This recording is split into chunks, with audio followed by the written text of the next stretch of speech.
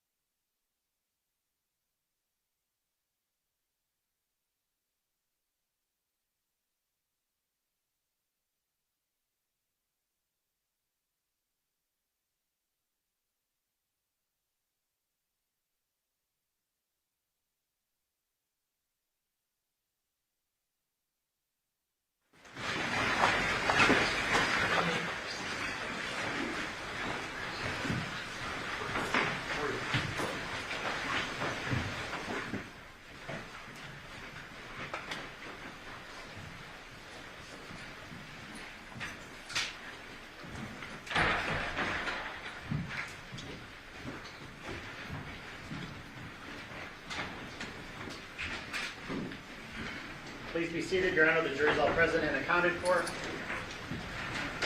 We are back on the record in C-377239, State of Nevada versus Devyn Michaels. May the record reflect that Ms. Michaels is present with her attorney, Deputy District Attorneys on behalf of the state. We both parties stipulate to the presence of our jury. Yes, Your Honor. All right, and good morning, ladies and gentlemen. I want to take this moment to remind you guys that there is media coverage regarding this case. You guys see all the cameras that are in the courtroom. And in this particular situation, it is very important that you follow and abide by the admonishment that I give you. That you guys are not allowed to read the newspaper, you're not allowed to have any media coverage or anything like that in regards to this case. Because you guys are going to determine the facts and the evidence in this case based on what you hear in this courtroom. So it's very important that you guys remember, anything you may have seen or heard outside of this courtroom is not evidence, and it must be disregarded. Anything that I have deemed to be admissible evidence is what you will be considering in your deliberations. But it is very important that you guys do not do any outside research in regards to this case, and that you do not have any communication on social media. That's by phone, text, internet. You do not read, watch, or listen to the news or media accounts or commentary about this case. You do not make any investigation. I know you guys have heard me say that, and you could probably memorize it yourself by this point. But that is very, very important to preserve the integrity of this trial and make sure that both sides have their right to a fair trial preserved, because we're counting on you guys to give that to them. If anyone tries to approach you or anything in regards to any media coverage or anything, please make sure you let Officer Page know, who will then bring it to my attention. And ladies and gentlemen, during the presentation of the next witness, I just want to alert you that one of the district attorneys will be wearing headphones, and that is not a sign of disrespect to any of you guys. She has some additional things she needs to do to make sure we keep this trial and try to make sure that we keep going. So that is not in any way a sign of disrespect, and please do not consider that in any way. State, are you prepared to call your next witness? Yes, Nicole Merriam.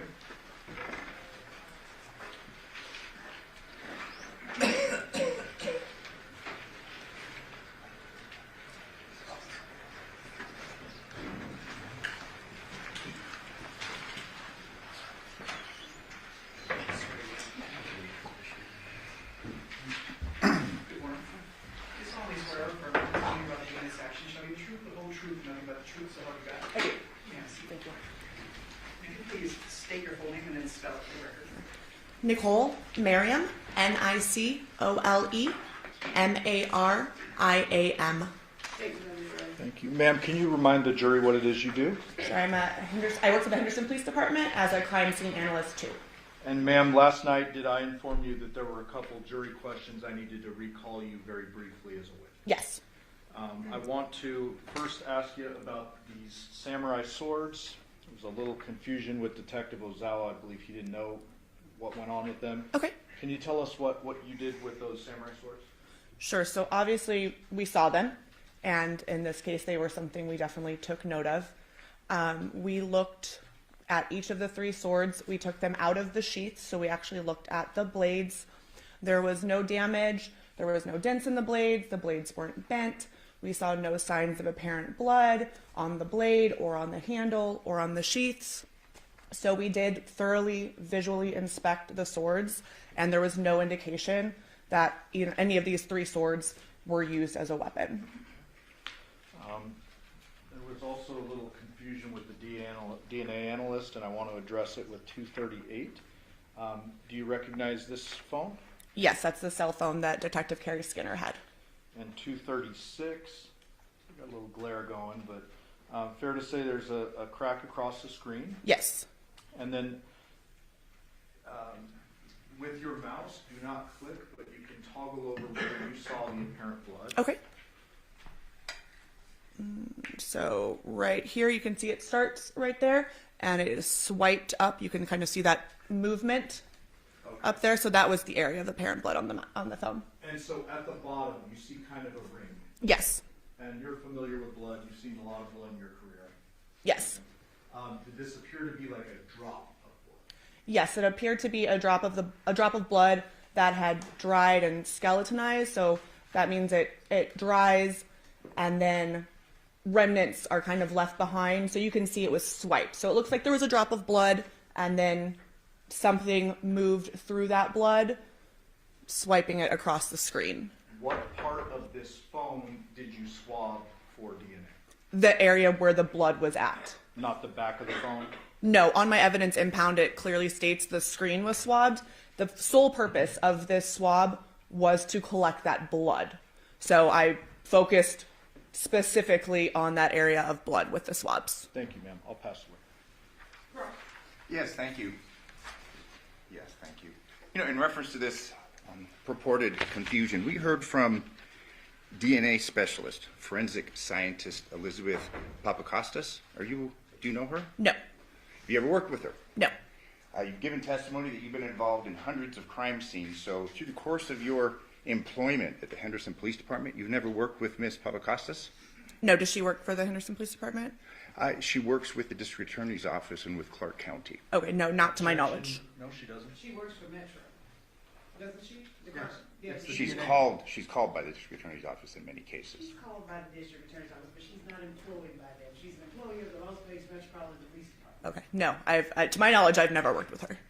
She gave testimony yesterday, and would you agree with me that she's qualified to give expert testimony? Again, I She doesn't know. don't know her.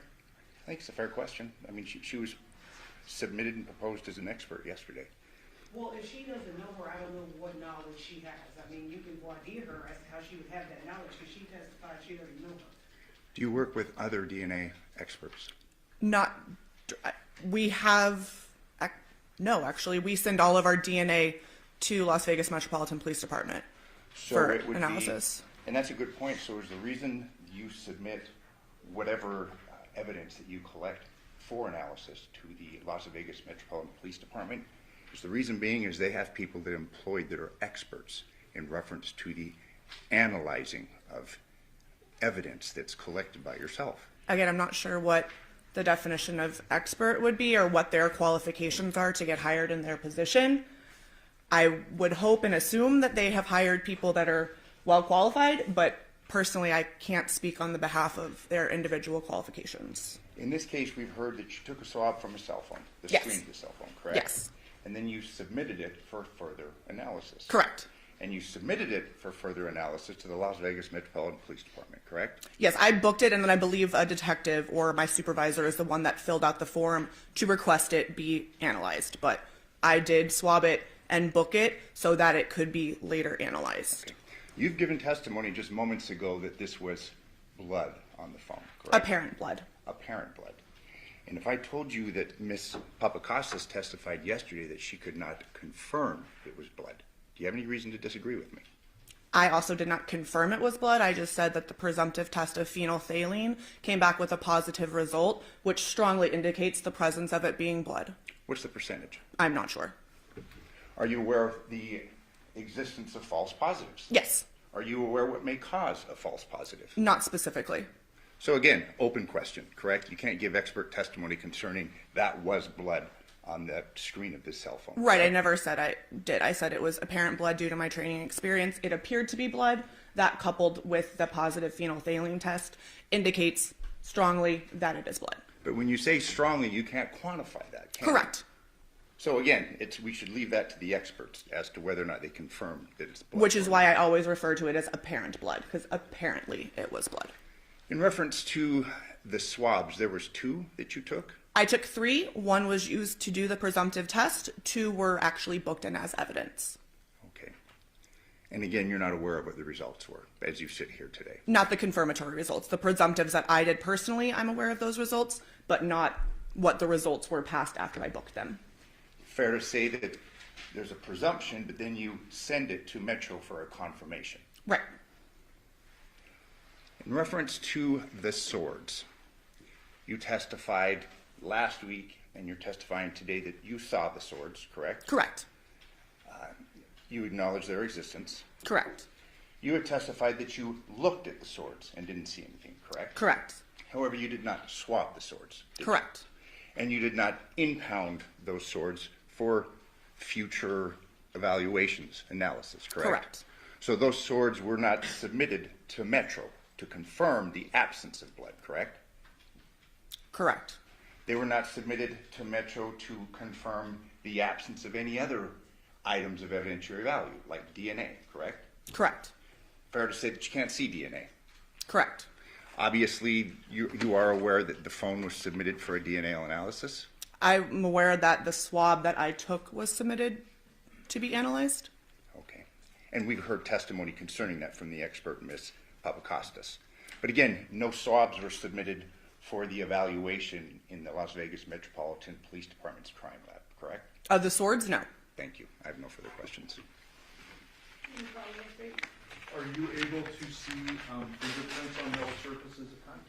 Yes, occasionally. And did you inspect every inch of these 3 separate blades to look for potential blood and fingerprints? Yes, we thoroughly looked at the blades and the handles of the swords to see if I could see anything. So it wasn't just fingerprints, wasn't just blood.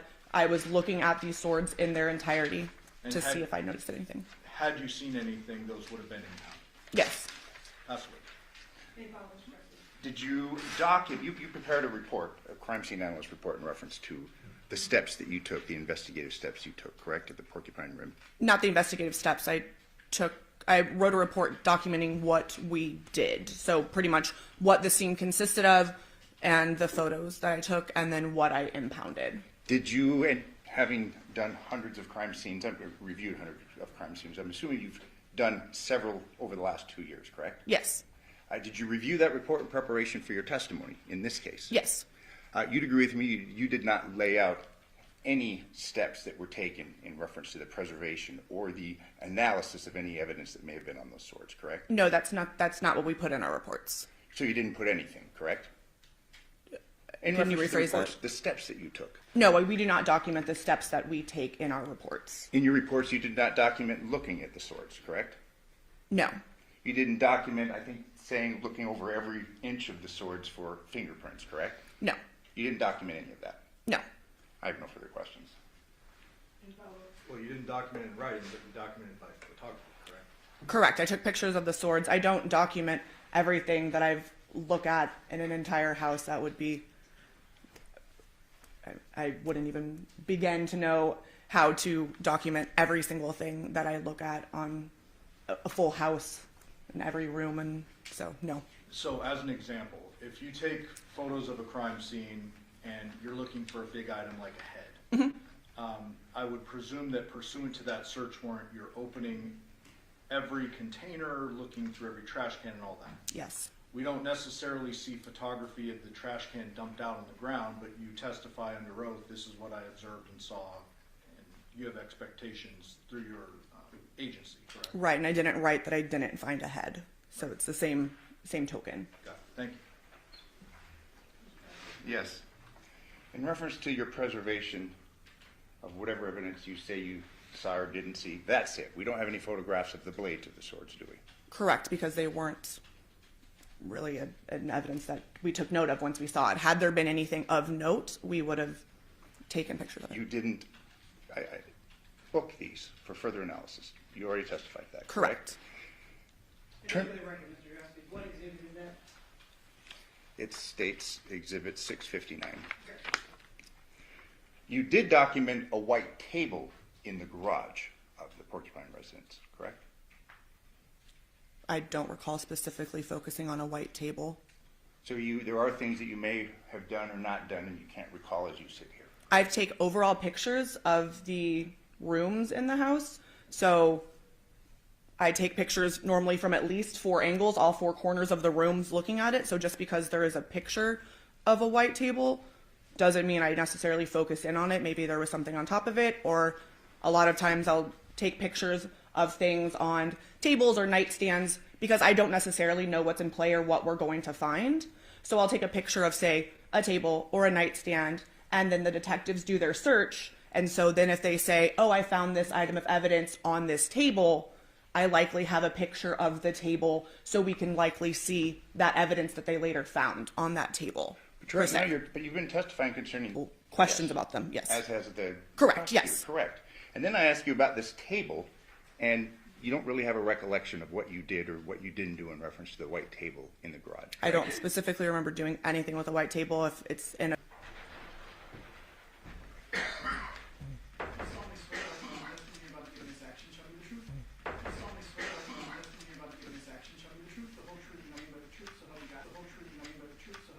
I do. Yes.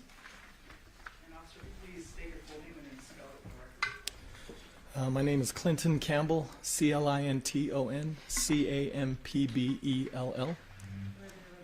What do you do for a living, sir?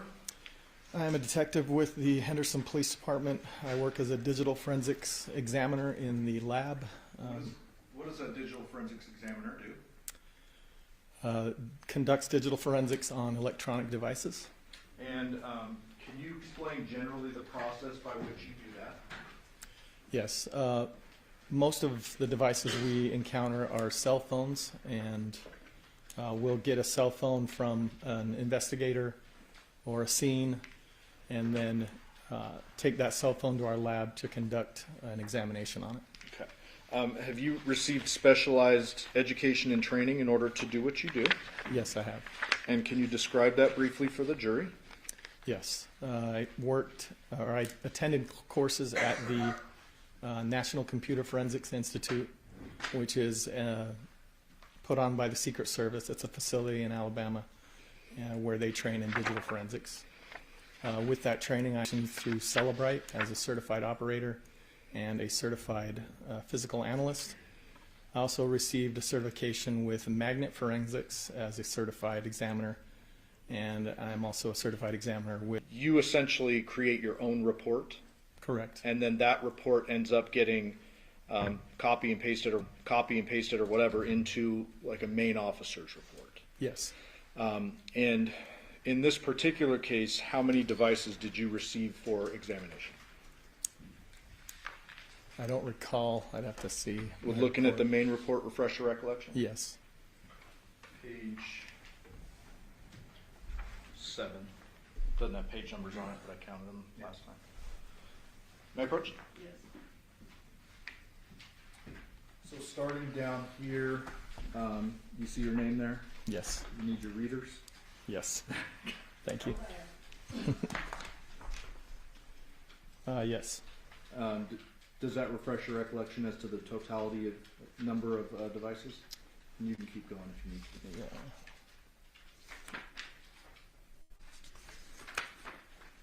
Yeah. Yes, there were 11 devices.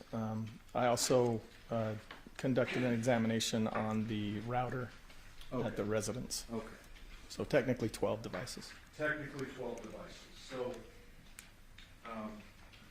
in looking at this report, does it appear to be consistent with what you initially documented and then provided to Detective Ozawa? Yes. So with that in mind, I'm going to go through the devices you received and just have you acknowledge yes or no, did you receive them, okay? Okay. Samsung Galaxy Z Fold cell phone, Yes. Samsung Galaxy Note 8 cell phone, Yes. Samsung Galaxy A52 5G cell phone, Yes. Apple iPad 6 tablet, Yes. LG GBX ThinQ cell phone, Yes. Samsung Galaxy A52 5G cell phone, another one, Yes. Samsung Galaxy Tab A tablet, Yes. Samsung Galaxy S8 Plus cell phone, Yes. Samsung Galaxy S5 cell phone, Yes. a Lenovo tablet, Yes. and HP laptop. Yes. Okay. And so when you receive all of these devices, is it you and you alone that starts to analyze them, or are you working in tandem? We'll work in tandem typically. Okay. Just depends on the duties that are happening at the time. What types of tools are you using to analyze these different types of devices? We use hardware and software that's made to analyze the devices, and specifically we'll use like gray key or magnet forensics devices and software, as well as Celebrite. And are you trained in all of those different softwares and hardwares? Yes. Is Celebrite the main one that's used for cell phones? Yes. And was that done in this case? Yes. So, of the 11 devices, did I ask you in preparation for this trial a few weeks ago to go through and see which devices were active during an operative time period? Yes. And did you then narrow the devices down to those that were active during August 6, 2023, around 9 or 10 p.m. up until about 9 a.m. on August 7th of 2023? Yes, And did you narrow that down to 3? I did.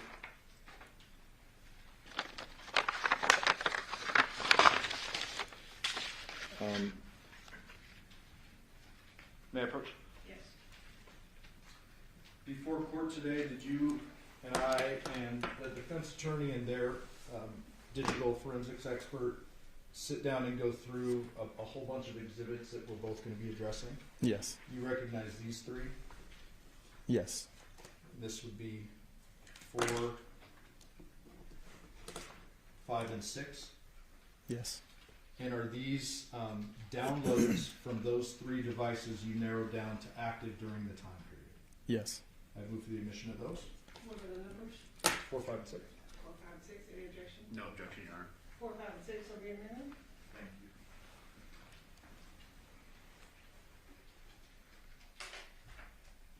Permission to publish? Commissioner granted.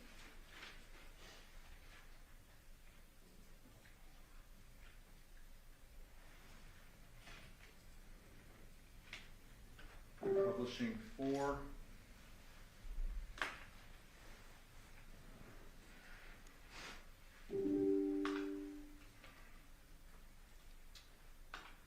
So in Exhibit 4, we have item number 2, note 8, Johnathan timeline. Is that correct?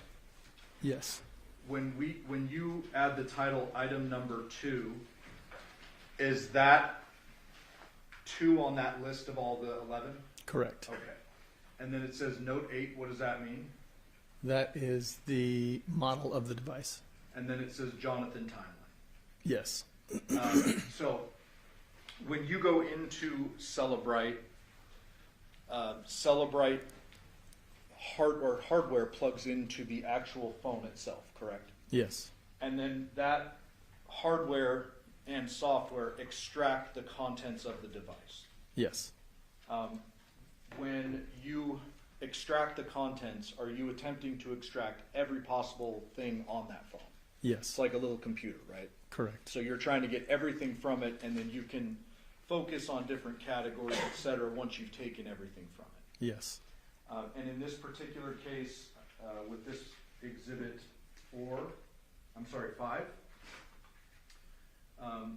we've narrowed the timeline a bit because I would imagine that small computer has a whole lot of stuff on it. yes, yes, And so here we have 5 subfolders. And before we get into them, I want to ask you, why do you title it Johnathan? Are you able to go into a device and determine ownership?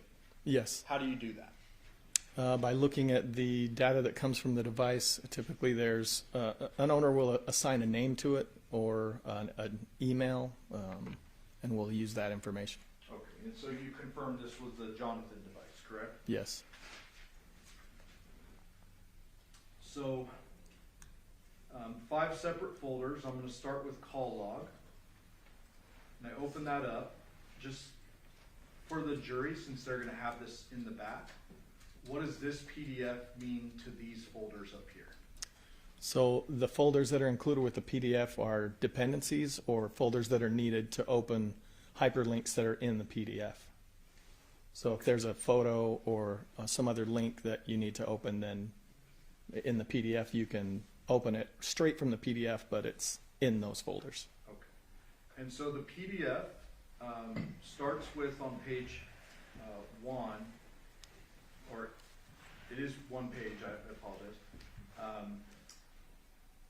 Call logs, correct? Yes, And this shows this first one in column 1, or I should say in row 1, says 8/7/23, 7/24/50 a.m. You see that? yes, And it says UTC -7. Does that mean that this exhibit is already adjusted out of UTC time? correct. So this should be our Pacific Daylight Time, accurate time on the date in question. Yes, And it shows some missed calls here. yes, And then it says like the name, one's a private number, one's mom, another's mom. Then we get into Tracy Willette, private number, Tracy Willette. You see that? yes, Okay. And so when I close out of this, what is why are these folders included in the exhibit, basically? They're typically included when the report is created, so that if there's any data that or hyperlinks that need to be linked, they would be in that folders. Okay. And so this one looks like just a random or generic image. Yeah. So, but anything that's relevant to the PDF is contained up here. Yes. Could be audio, could be photo, could be any number of things. Yes. Let me close out of that.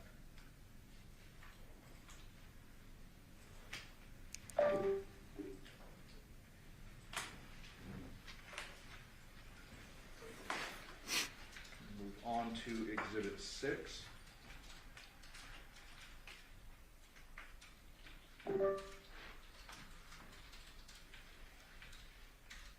For the record, this says item number 3A52 Devier timeline, correct? Yes. Then inside, oh, looks like the same title. And then we have several subfolders here, all associated with the Devier phone, correct? Yes. Let's start with messages. So again, inside the message folder, there's a PDF, and then there's 3 subfolders, right? Yes. All right. And so this would be, the PDF, I'm sorry, would be the messages that you extracted from the phone during the operative time period. Yes. All in chronological order, not pulling stuff out of it, correct? Correct. Like not picking and choosing, it's just, it's a line, Yeah. a timeline. Yeah. From one time frame to the next. Got it. And then again, whatever is up here would be associated with the PDF in that exact folder. Yes.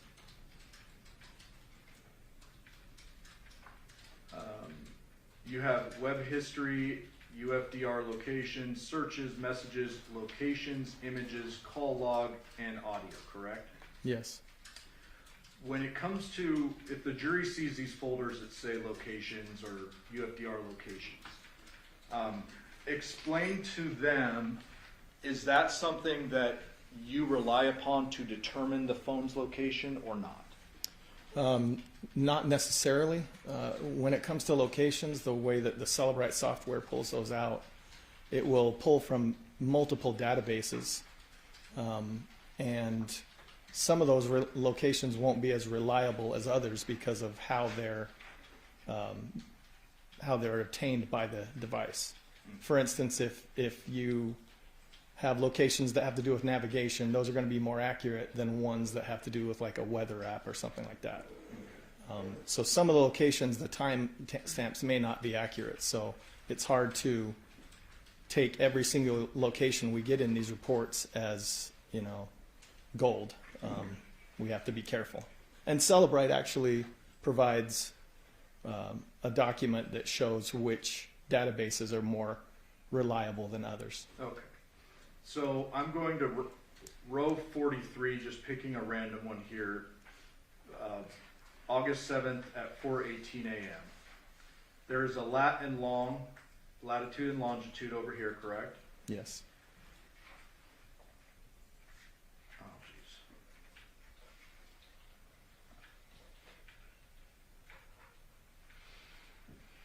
So I'm going to feel the access here. Because I'm on here. Okay.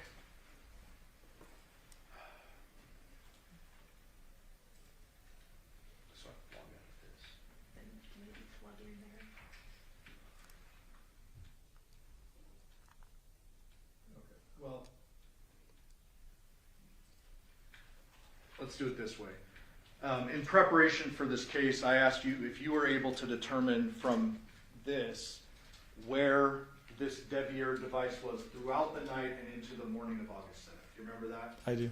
And there are a bunch of GPSs, and we had a discussion about spot checking them and putting them into maps. Yes. Fair to say that there is not a single location in this phone away from the Porcupine Rim address during the operative time frame I've been discussing. The time frame being 10 p.m. to 9 a.m. Yes.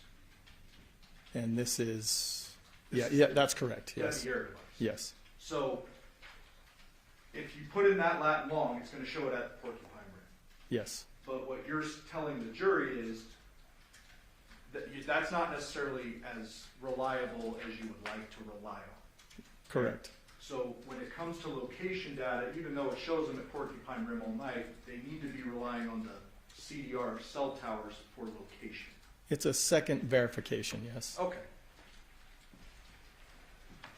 And if the jury wants, they can just check these on a map. Yes, they could. Latin law. Yes.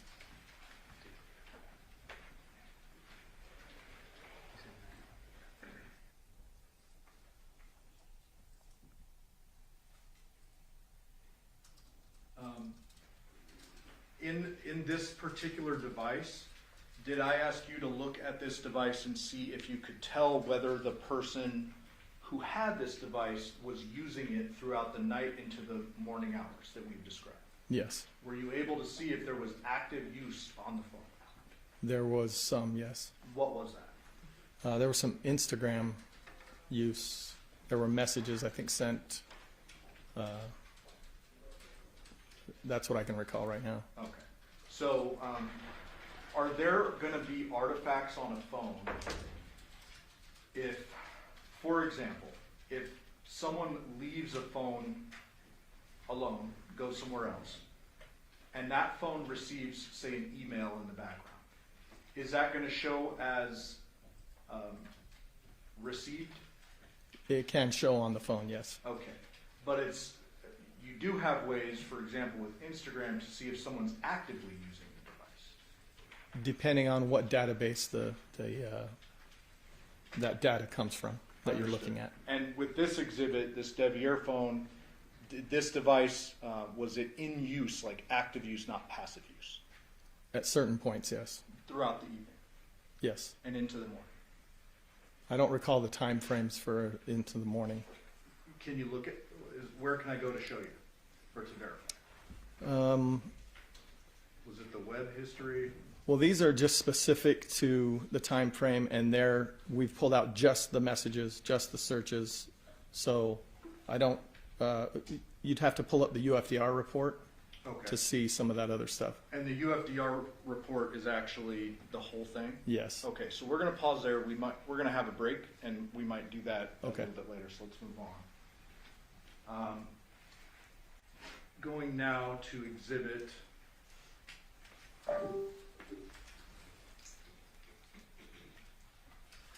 4.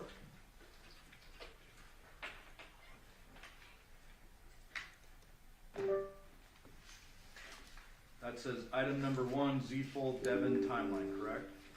Yes. This particular device, did you actually download this 2 times?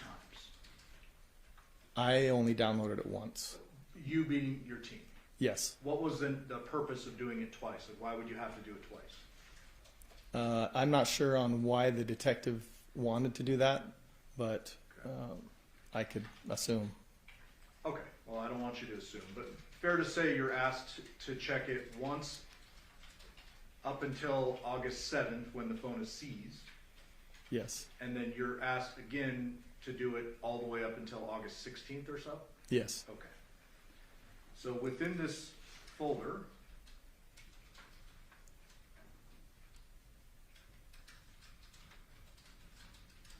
we have a whole bunch of subfolders yet again, correct? Yes. And this would include messages, locations, images, calls, and call logs, audio, UFDR locations, web history, correct? Yes. And so as an example, let's go to the call log. Once again, in that subfolder, you have a PDF and then some supporting folders, correct? Yes. So with this particular device, I'm going to jump down to rows 17 to 18. Or no, let me back up.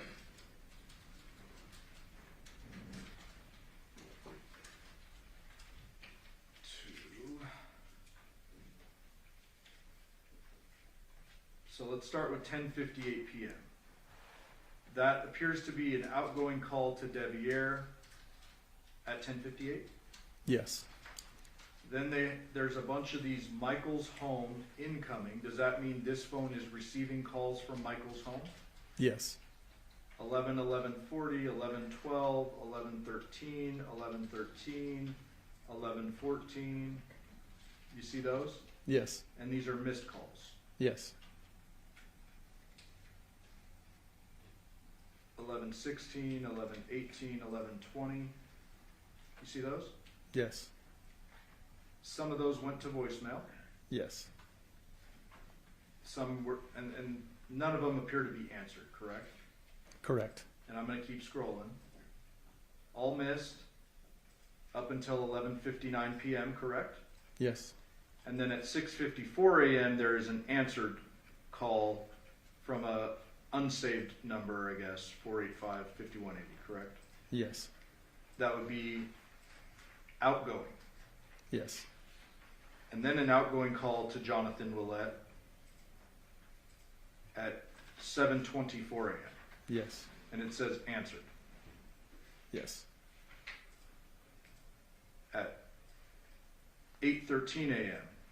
outgoing call to Johnathan Willette and it says answered. Yes.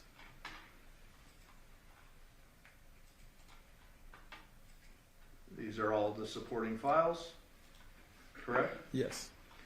And that would be the same for any of these folders that the jury would like to open. Correct.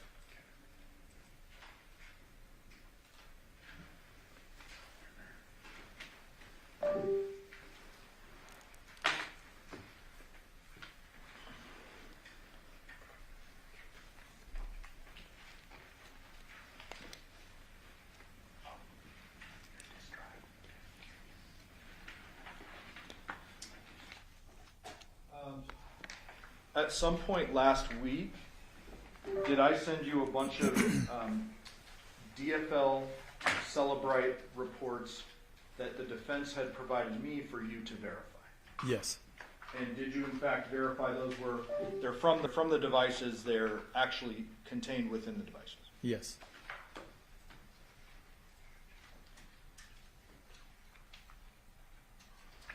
Mike, I'm going to need your exhibits. A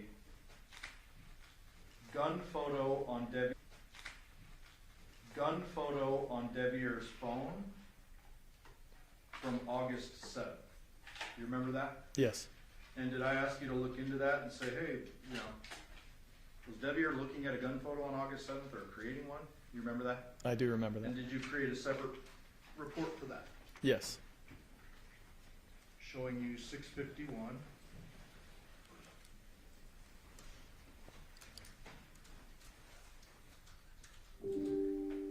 Does that appear to be the 6-hour photos that we referenced? Yes. Appear to be the 6-hour photos that we referenced? Yes. And Judge, I'd move for the admission of 651. Any objection? We could approach briefly. Yes.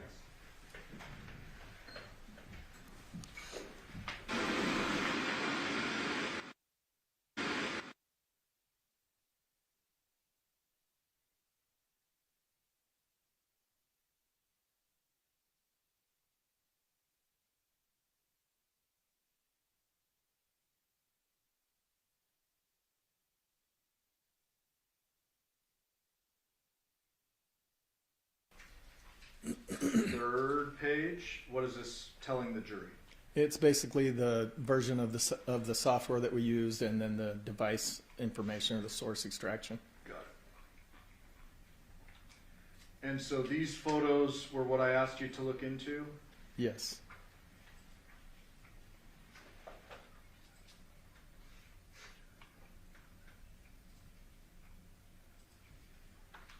Okay, so let's start as an example with 12, row 12. What type of information do you have about this device? I'm sorry, this photo. Okay.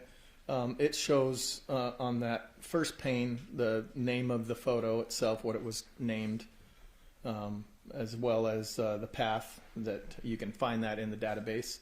Then that second pane shows the metadata for the photo, meaning the camera that took the photo, the model, what time, different information about the photo itself, and then obviously that last one is a thumbnail of the photo.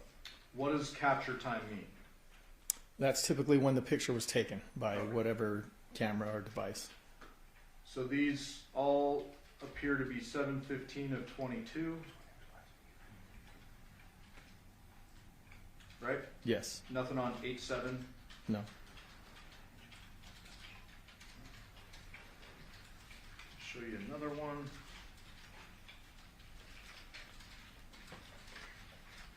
$664.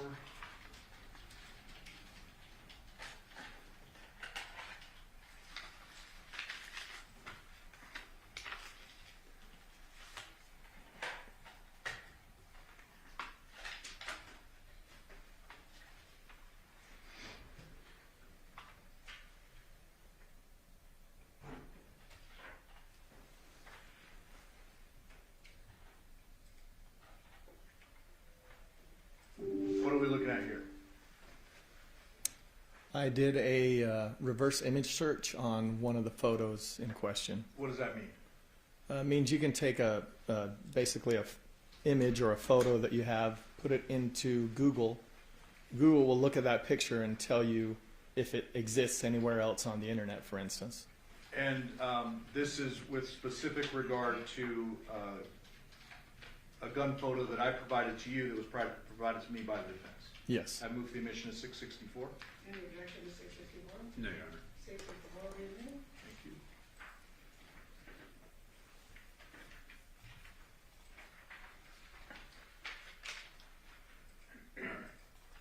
So showing you the second image there, this one is the image in question, correct? Yes. Purported to be Devier on August 7th, but you actually researched that, correct? Yes. What are we seeing here?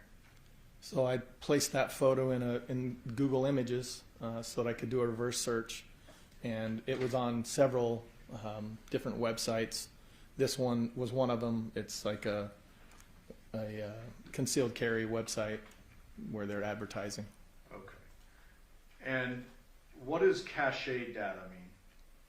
So applications will cache photos into folders or databases so that you can see them later more quickly. If you're familiar with like internet cookies, it's the same, it's a similar concept where it'll fill a folder with photos. For instance, if you're scrolling on Instagram, it will cache folders that photos that you may not have gotten to yet in that feed, so that when you get there, or if you have a poor signal, you'll be able to see those faster. So fair to say that this particular image is not an image captured on Devier's device on August 7th of 2023. Yeah, it was in a cache folder.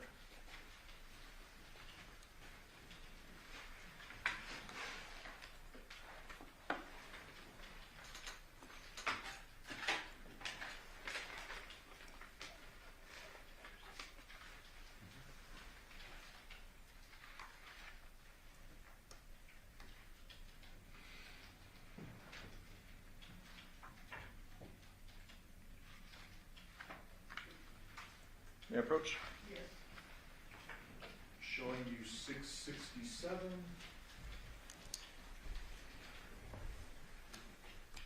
My kid would have a field day with that exhibit number. You recognize this? Yes. This is one that was prepared just in the back with defense counsel and their expert. Is that right? Yes. I move for the admission of 667. Any objection to 667? No, Your Honor. Objection. Okay, 667 will be admitted. Fair to say this is a text conversation between Devyn Willette and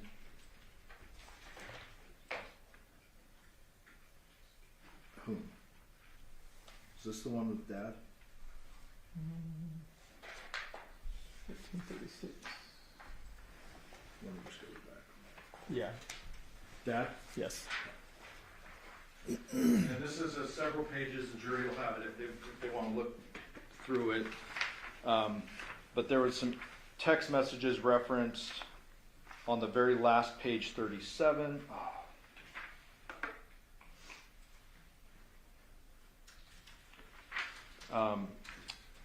where apparently dad is finding out Devyn is married to the defendant. Does that look about right? Yes. And then there's a last text between them was July 2nd of 23, and it's to Devyn, dad saying, hey. Yes.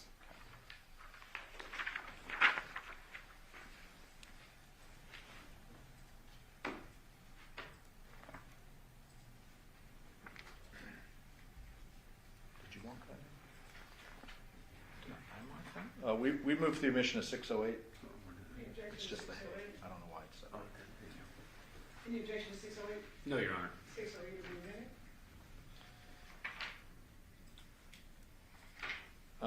May I approach? Yes. Showing you 614. Recognize that? Yes. And is that an image from the defendant's phone? Yes. The Devyn phone? Yes. Move for the admission of 614. Any objection to 614? No, Your Honor. 614 will be admitted. And that's just one of many family type photos. Yes.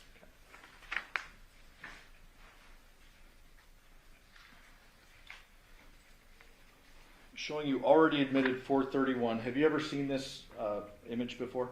Yes. Okay. This was suggested to be an injury. Did you look into this phone and do some research on whether or not that was an old healed injury? Yes. May I approach?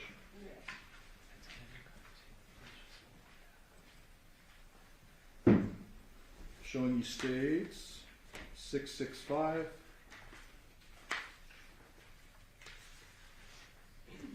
Recognize that? Yes. What does that appear to be?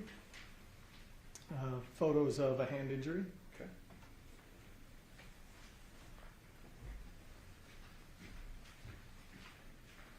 Move the omission of 665. Any objection to 665? No, Your Honor. No, Your Honor. 665 will be admitted. And just for the record, I'm putting back up 431. That was the right hand first two knuckles, the pointer finger and the middle finger, correct? Yes. I'm just going to jump to, well, let's start with page 1. You find some images where Devyn had a pretty significant injury to those fingers, Yes. and the dates associated with those photos. Yeah, I can't read that on the screen. Sorry.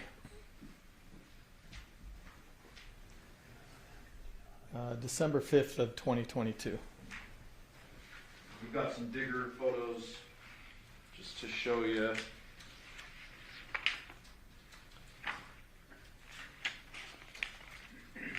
So page 7, page 8, see that? Yes. Fair to say pretty significant gashes to the pointer finger and the middle finger at the knuckle. Yes.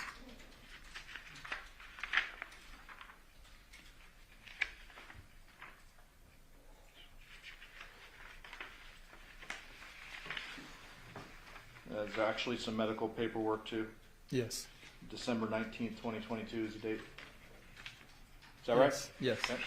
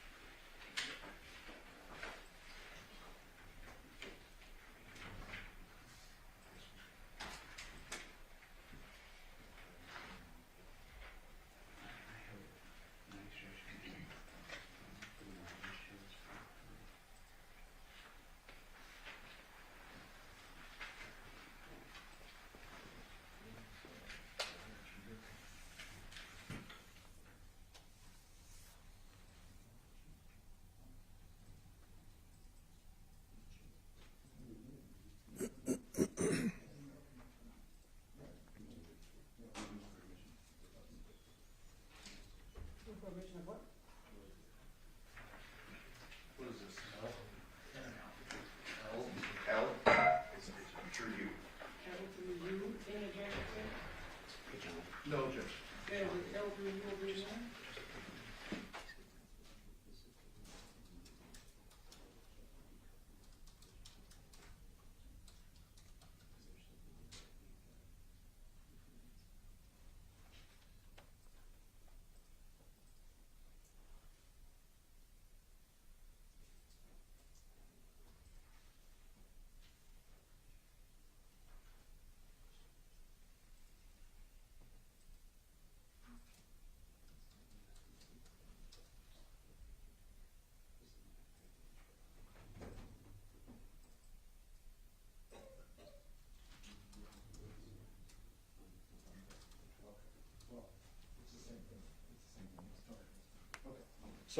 Sorry for the confusion. So,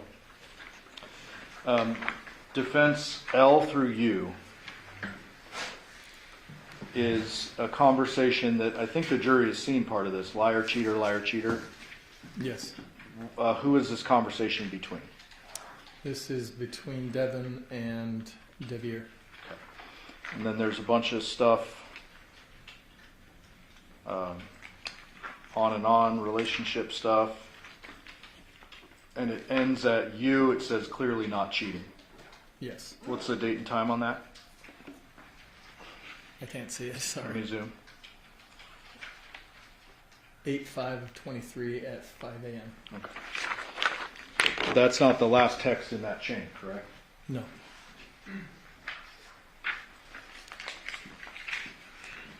Showing you exhibit 666. Yes. This includes the last text on that chain, correct? Yes. I've moved the omission of 666. No objection. 666 will be another? So, on page 1, this is the liar cheater stuff, right? Yes. I want a divorce, a bunch of back and forth. Keep your alcohol. I'll see you when I'm off. Don't bother. It's not a bother.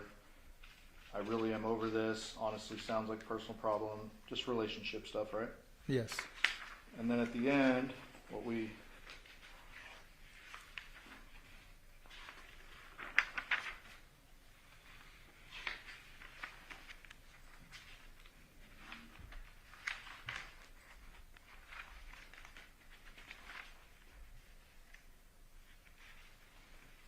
see is that conversation goes on. Some cheating accusations and stuff, right? Yes. And I want to focus in on this last one.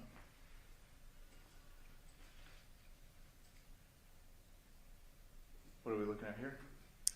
It's a message sent on 8/6/23 at 10:36 p.m.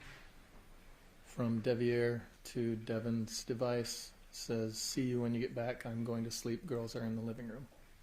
At 10:36 p.m. on August 6th of 2023. Yes.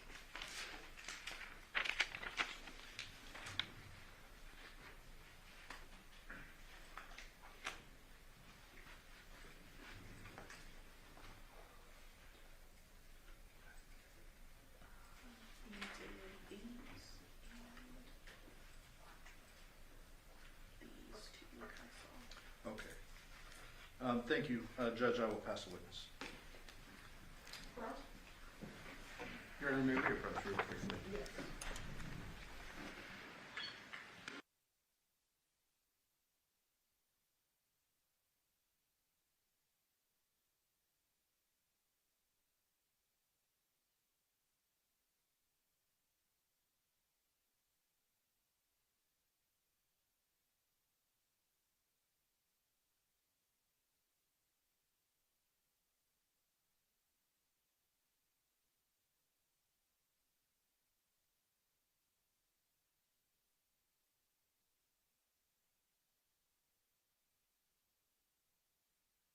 All right, ladies and gentlemen, before we cross-examine this witness, we are going to take our roll. During this recess, you must not discuss or communicate with anyone, including fellow jurors, in any way regarding this case or its merits, either by voice, phone, email, text, internet, or other means of communication or social media. You must not read, watch, or listen to any news or media accounts or commentary about this case. You must not do any research, such as consulting dictionaries, using the internet, or using any reference materials. You must not make any investigation, test the theory of the case, recreate any aspect of the case, or any other way to investigate or learn about the case on your own. You must not form or express any opinion regarding this case unless by explained to you. Ladies and gentlemen, it is 12:10. We will be in recess until 1:20. All rise for the jury.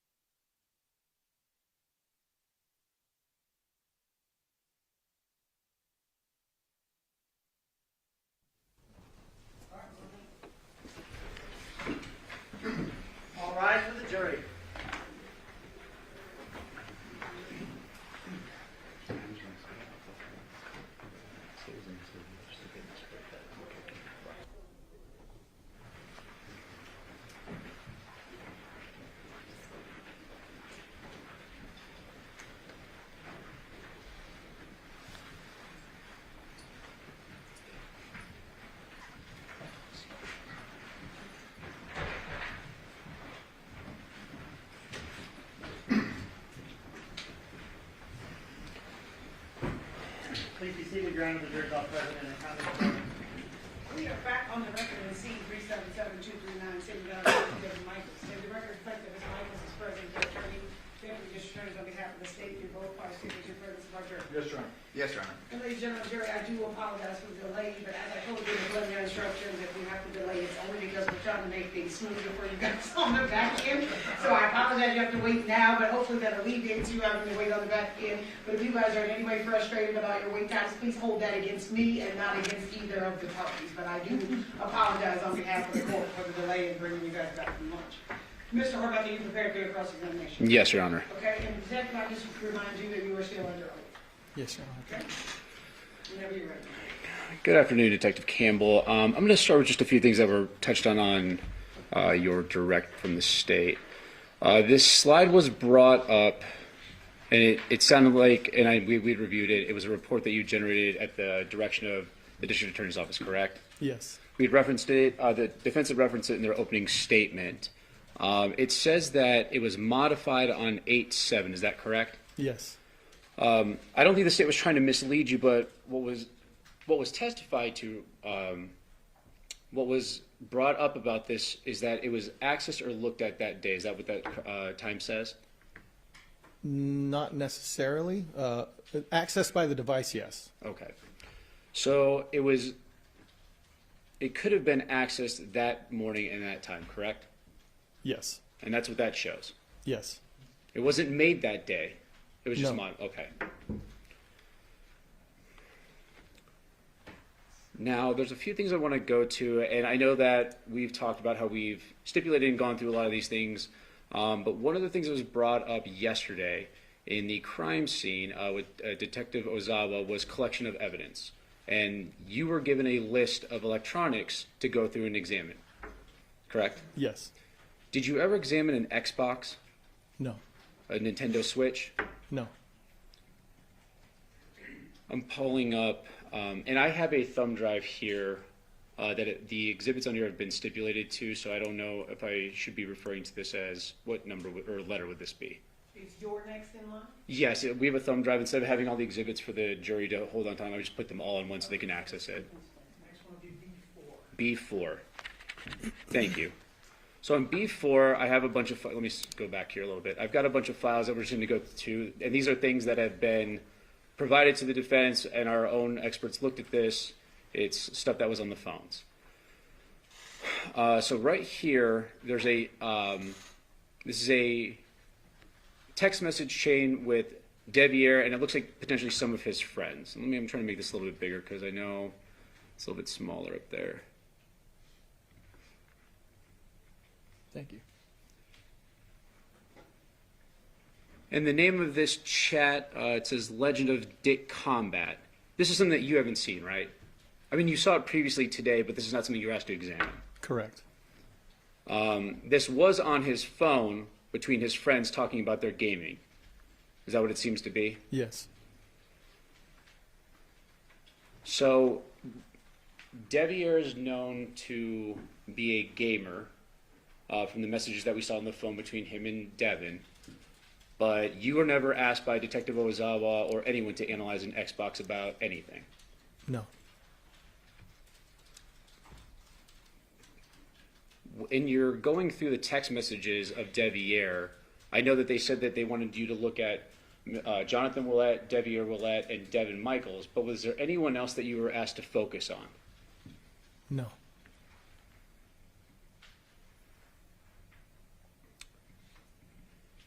And just kind of along the same lines of the Xbox, do you recognize these at all? Just from what I saw previously today. And if I told you they were from Devyn's cell phone showing Devier playing Xbox and that he was a big gamer, would you have any reason to disagree with me? No.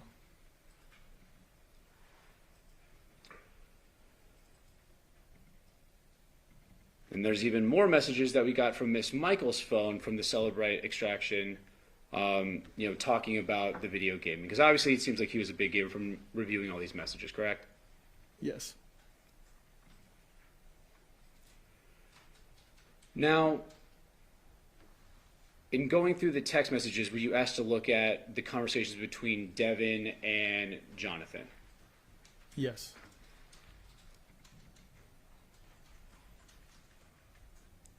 And I apologize, I'm just going through the files that are on this thumb drive that's on B4. And I'll say the name of the file on this one, I apologize. It's Devyn and Johnathan Cordial Conversations PDF. So I'm actually going to go down a little bit here. It's kind of a long file. I think there's 200 and some pages on this extraction that was created.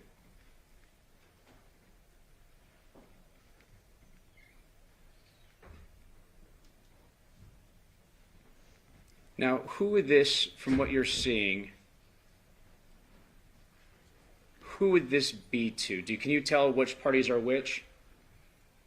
Just by the phone number, a lot of times the names or whatever they put in the phone, but the 9242 phone number to someone else, I'm not sure.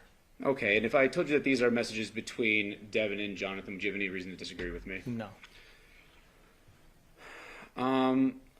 Just on this message from 8/2/2023.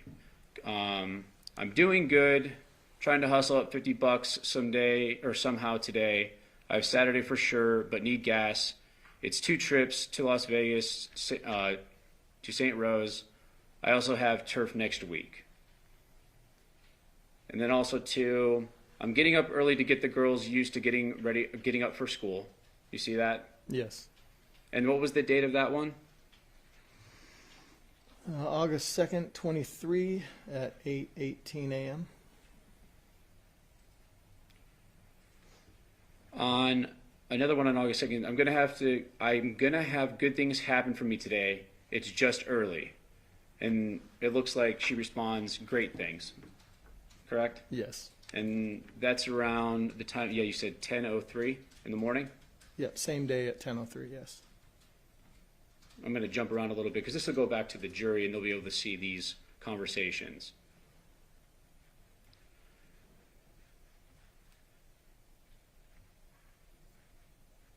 So on 10/2, later on that day, that evening, it looks like a list on ribs, crab legs. It looks like maybe like a dinner list or food that they're getting.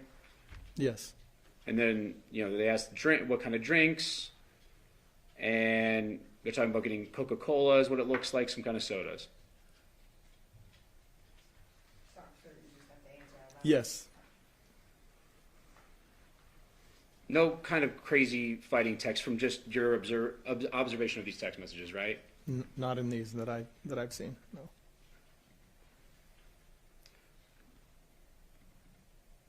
And this is Devyn Michael or a Devyn medical activity file on the thumb drive. So if I zoom in on this, do you know which phone this came from?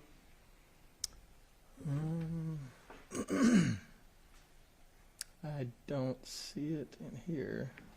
It says it's an SD card backup. I believe that was from Devyn's phone. Okay. And on this kind of, I zoomed in a little bit. I forget that those ones are a little, looks like a picture of Miss Michaels in the hospital. Yes. Looks like some medical records of her going to the hospital. Yes. Let me zoom out here a little bit. There's just a few more.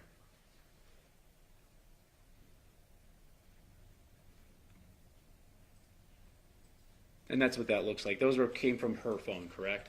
Yes. Now I'm going between Devyn and Devier.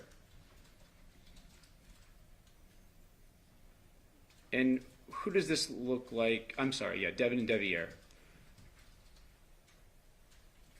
These messages were previously addressed by the state, but we put them in here for the jury to have easier access to them. But do you know what number that came from, that top one? Liar, cheater, liar, cheater?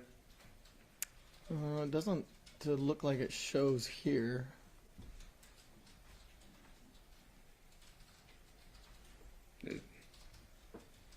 Let me go down a little bit and pull.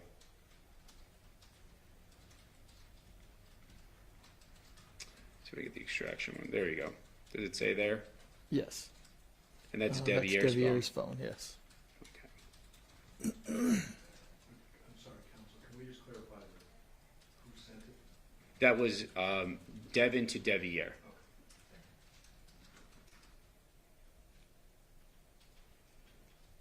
Now I'm clicking on Johnathan and Devier text. This appears to be the extraction from Devier, or the exchange between Johnathan and Devier, correct? Yes. And it goes on for a while because this, I mean, it starts back on this extraction starts back on October of 2021, correct? Yes. And then it goes all the way down to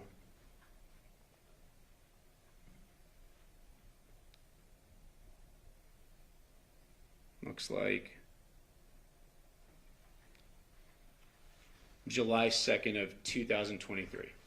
Yeah.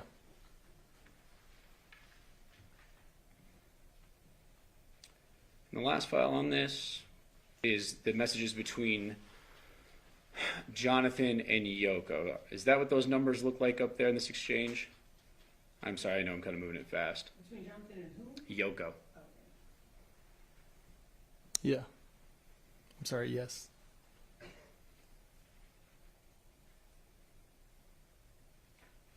And this goes all the way up to July of 29 of 2023. Yes. Is that correct? Yes. That last message.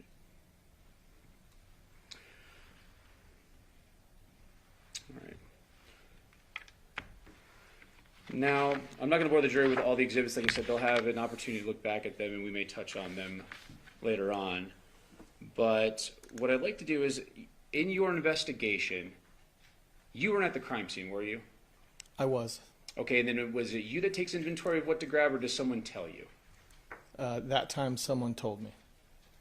Okay, that time meaning when you were out there or when they came to your office and said, hey, go through all of these? Meaning since that time, we've gone to scenes to collect devices ourselves. Okay. And have input on what gets collected. So when you show up to the scene, do you have an idea of what's going on, or do they just say some devices need to be looked at or collected and you're going to take them back and look at them? So in this particular instance, I was called just to go and do a router interrogation. So I had no input or had no idea what other devices were there. Were you given any details of the incident before arriving? Yes. On the router, that was a Cox panoramic router, correct? Sound Yes. about right? Yes.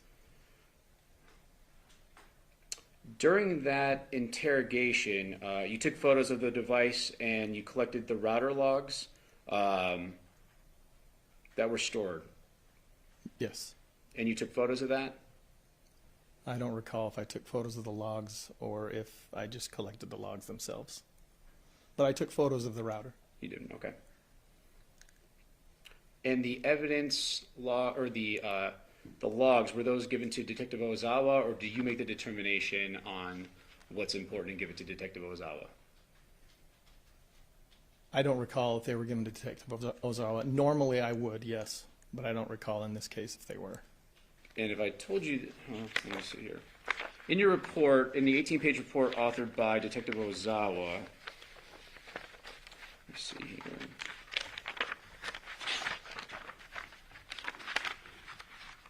I'll give you a page number here in a second.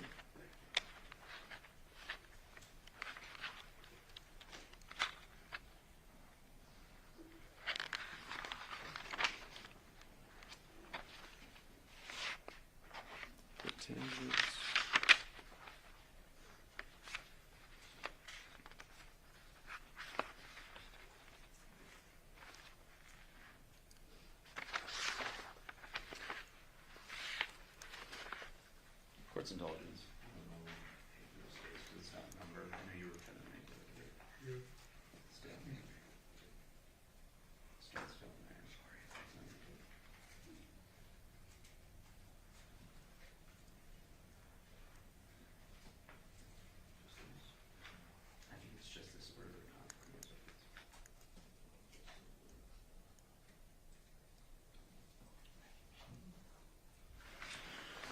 So it says that you collected the data logs for Detective Ozawa, and that's what you did, correct? Yes. And did you discuss that with him, or the findings of those? I don't recall for sure. I probably did. I don't want you to guess, but you don't remember having any significant conversation with him. I don't. Fair to say that the router didn't have much on it for you to go back and tell Detective Ozawa. That's correct.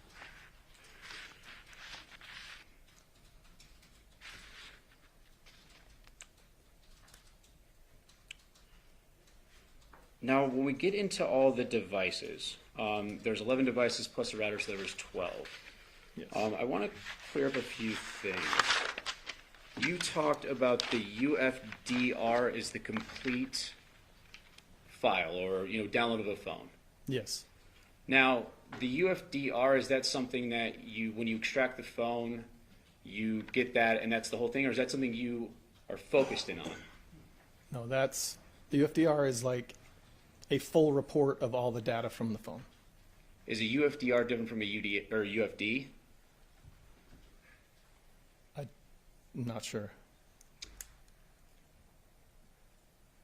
The UFDR it's a reader, right? Like you put in it all and it spits out what you are kind of looking for, right? So if it's a certain phone, certain things, it's marked for you, correct? What do you mean by marked?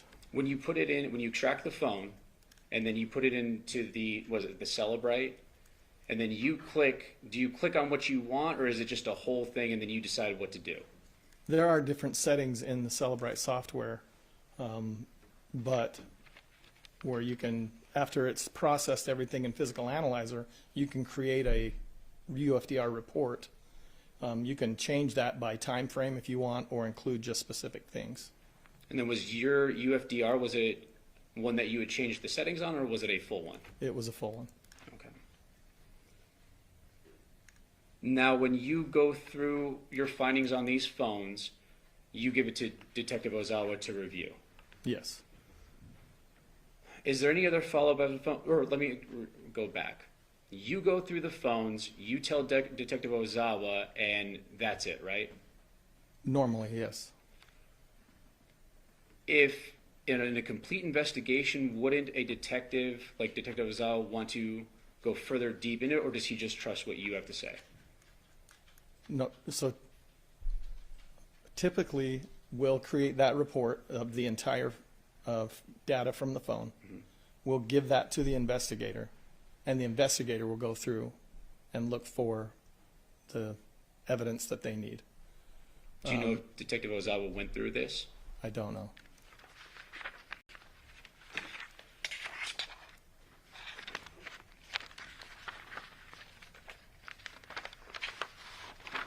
Court's indulgence.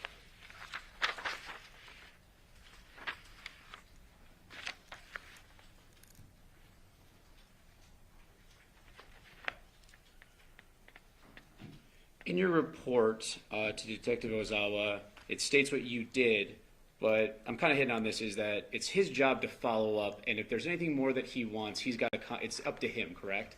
Yes. Any more artifacts, meaning the things that potentially could be left out of a report, or if there's anything that he, goes through? Yes. And did he ever do that with any of the devices? I don't know.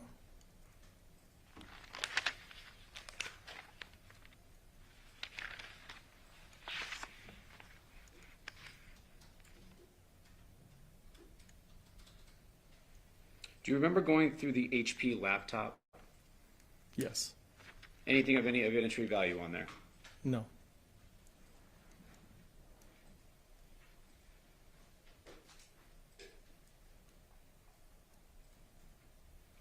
And so Detective Ozawa, when he went through his investigation, as far as you know, he just used your report to come to his conclusions or direct his investigation, correct? Yes. He never came back and asked for any kind of follow-up or anything more that he needed from you? I don't remember. I know that we, to prepare for trial, I started assisting in going through the devices, and so, but I don't recall if back initially if there was any, collaboration between him and I. Court's indulgence.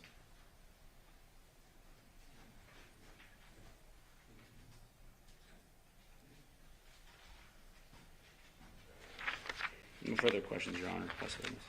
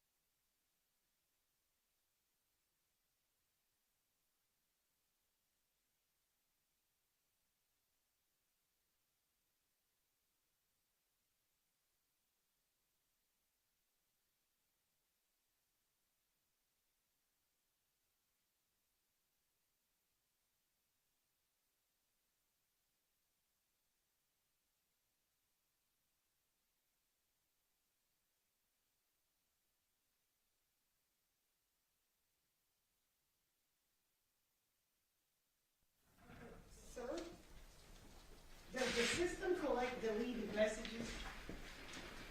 It can, yes. Would examination of the home router show activity for the Nintendo Switch or the Xbox?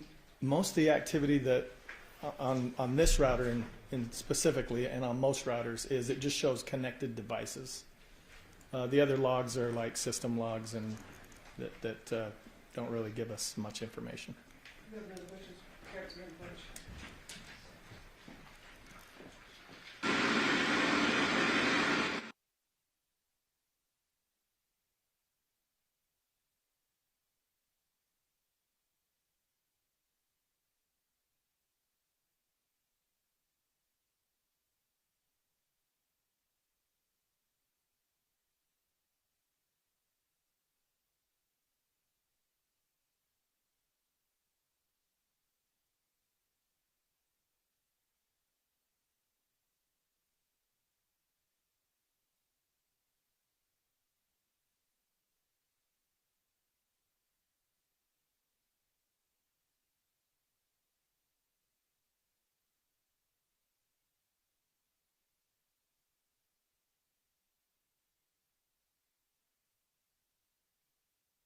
Ladies and gentlemen, do you have any further questions for this witness?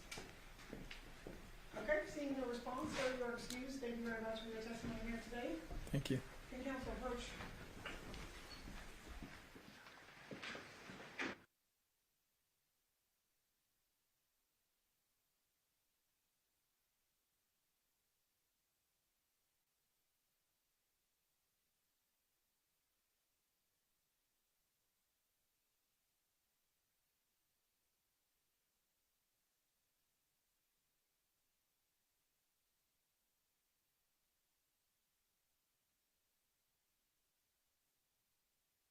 Judge, Detective, with regard to the router at home, you said it logs connected devices. Yes. If I have a router at my home, my line connects to it, it's going to show connected consistently, correct? Yes. If my device is at home. Yes. So there's not really much information you can glean from the router. Correct. Thank you. Any follow-up, Mr. Herbert, based on the jury question? Yes, just briefly. Do you remember where the router was that you interrogated? What address it was? I don't remember it was on Paladura. Did you conduct a router search at Porcupine? I never went to that residence. No further questions. Any follow-up, State? No, thank you. Do ladies and gentlemen, do you have any further questions for this witness? Okay, seeing no response, sir, you are excused this time. Thank you very much for your testimony here today. Thank you. Can I take? Yes. Your Honor, just may I admit this? Yeah, Mr. Giovanni, you can go ahead and go outside. Just before. Yes, that's it.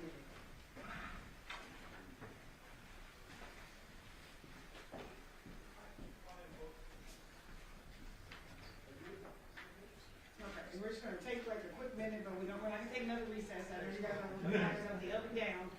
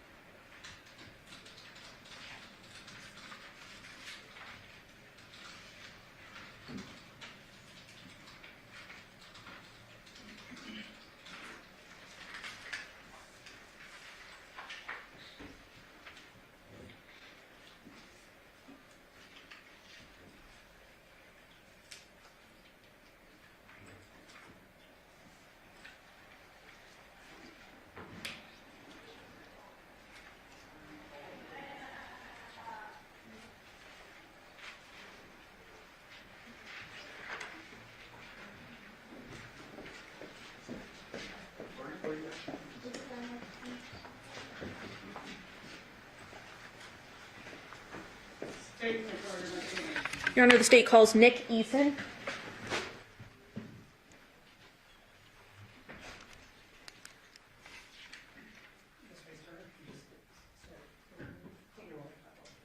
Step on up, raise your right hand, place next to you. You solemnly swear or affirm the testimony you're about to give this action shall be the truth, the whole truth, and nothing but the truth, so help you God. Yes, sir. Sir, if you please state your full name and spell it for the record. Sure. That my full name is Nicholas Anthony Eason. First name Nicholas. Anthony Anthony. Last name Eason Eason. Who do you work for, sir? I work for Clark County Family Services. What is your position there? I'm a family services supervisor. Turning your attention to October 16th of 2022, did you come into contact with a family, that being Devyn Michaels and Johnathan Willette's family? Yes. And you became the primary on that case, correct? Yes. You made contact with Devyn Michaels during that case, correct? Yes. You met with the two daughters of those two individuals, correct? Yes. You met with Johnathan Willette multiple times, correct? Yes. And he was a pleasant person, correct? Yes. He was very polite. Yes. He seemed very appreciative of your work. Yes. Seemed very organic, your conversations with him. Yes. Not hateful toward Devyn in any way. No. And there were just relationship things between them that just didn't work, correct? To my understanding, yes. Now, as far as meeting with Devyn Michaels, what were briefly your observations of her when you met with her?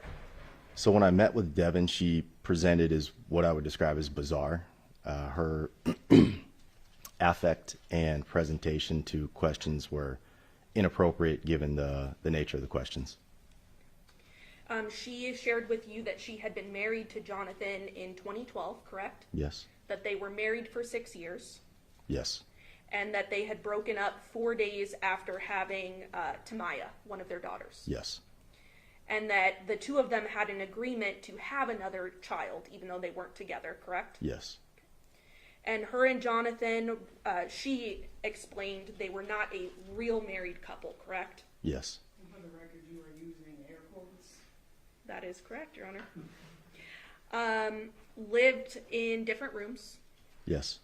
and they were ultimately separated in 2018, that being Johnathan and Devyn, correct? Yes. And this is everything she told you. Yes.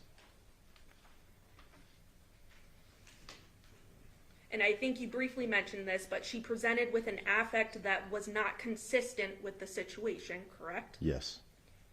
And there was a contentious custody agreement between Devyn Michaels and Johnathan Willette, correct? Yes. On October 25th of 2022, Devyn expressed that she was at the office to, quote, and this is her own words, do whatever she needed to get her girls back home, end quote. Yes. Correct? Yes. And at that point, she showed desperation. Is that right? Yes, I would agree. The girls were then in Dad's physical custody, and the girls were released to him specifically on October 27th of 2022, correct? Yes. And you work with an individual, or at that time, an individual by the name of Yolanda Lizardo, Yes. and you are aware that she met, Ms. Lizardo met with the family on October 27th as well as October 28th of 2022. Yes. And your involvement with the case concluded on December 18th of 2022, correct? Yes. Pass the witness, Your Honor. Yes, just, I have a couple of very narrow questions for you. Yes.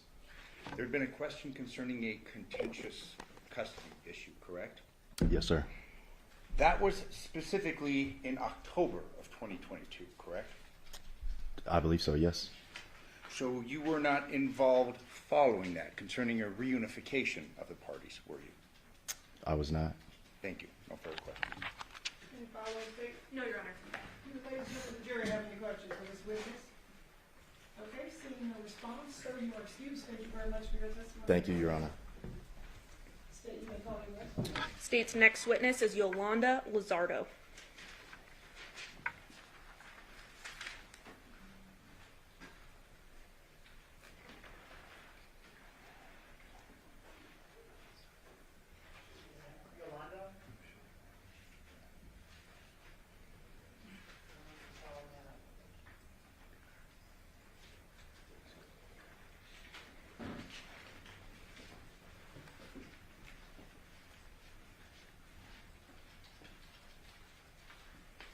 You can step on up to me and stand in the person that's swearing you.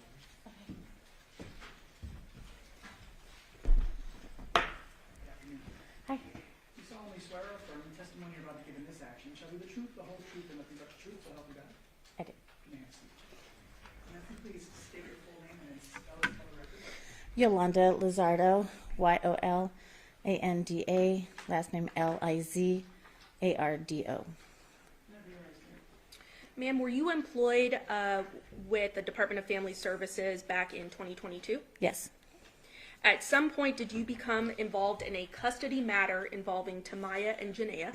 yes, And those were two minor girls. yes, And the natural mother was Devyn Michaels. yes, The natural father was Johnathan Willette, correct? yes, On October 27th of 2022, physical custody of the girls was given to the natural father, Johnathan Willette, correct? yes, And there is something called a parent placement verification letter that was given out. Is that right? yes, At this time, I believe between stipulation of the parties, the state is now moving to admit states 14. States 14 will be minute. Permission to publish. Yes. Showing you, once I zoom out.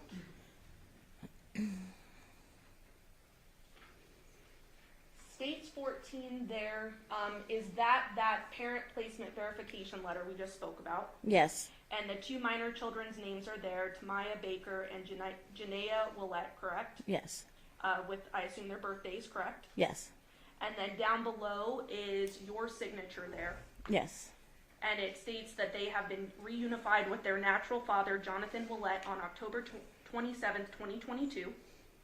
yes, Correct. yes, And that he resided at 2698 Paladura Drive in Henderson, Nevada, 89074. correct, and that's your signature at the bottom. Yes, it is. And you dated this October 27th of 2022, correct? Yes. Now, this was a contentious agreement between the mother and the father, correct? Yes. The mother, Devyn, was not happy about it. Is that correct? Yes. The father, Johnathan, was happy about getting the girls, correct? Yes.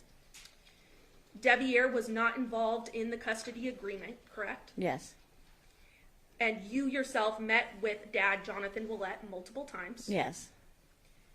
You were actually the individual that gave the two minor girls to the father, Johnathan, correct? Yes. And you conducted follow-up at the father's home with the girls. Yes. The girls appeared happy with Dad during those follow-ups. Yes. They were well taken care of. Yes. All their needs were met. Yes. Once they were placed with their father, Johnathan, you had no further involvement. Is that correct? Yes. Pass the witness. Cross. Your involvement was just primarily limited to October of 2022, correct? Yes. Nothing following that? No. No further questions? Any follow-up, Steve? No, Your Honor. Any ladies and gentlemen, jury have any questions for this witness? Okay, seeing no response, Hi. ma'am, you are excused. Thank you very Thank much. for you. coming here today. State your name, call your next witness. State's next witness is Elizabeth Lemons Woods.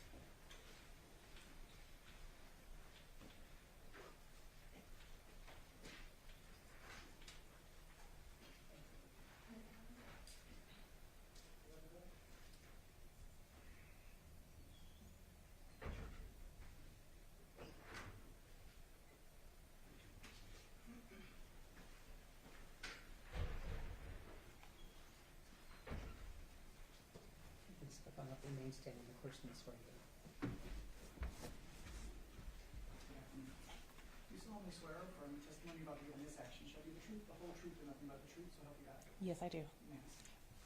Again, please state your full name and then spell it for the record. Elizabeth Lemons Woods. Elizabeth is ELIZABETH. Lemons LEMONS and Woods WOODS. Good afternoon, ma'am. Good afternoon. How are you employed? With the Department of Family Services. And you were employed in that capacity in 2023 as well, correct? Yes. Turning your attention then to August of 2023, did you become involved in a custody matter involving the two minor girls, Tamaya and Janaea, correct? Yes. And the natural mother was Devyn Michaels, correct? Yes. The natural father was Johnathan Willette, correct? Yes. You received information that the primary custody holder of the girls, the two daughters, was the father who was deceased, correct? Yes. And the mother had been arrested, correct? Yes. You were tasked with finding out where the two girls were and where they would be placed, correct? Yes. Now turning your attention to August 16th, 2023, you went to the mother's home, Devyn Michaels, at Porcupine Rim address and removed the girls, correct? Yes.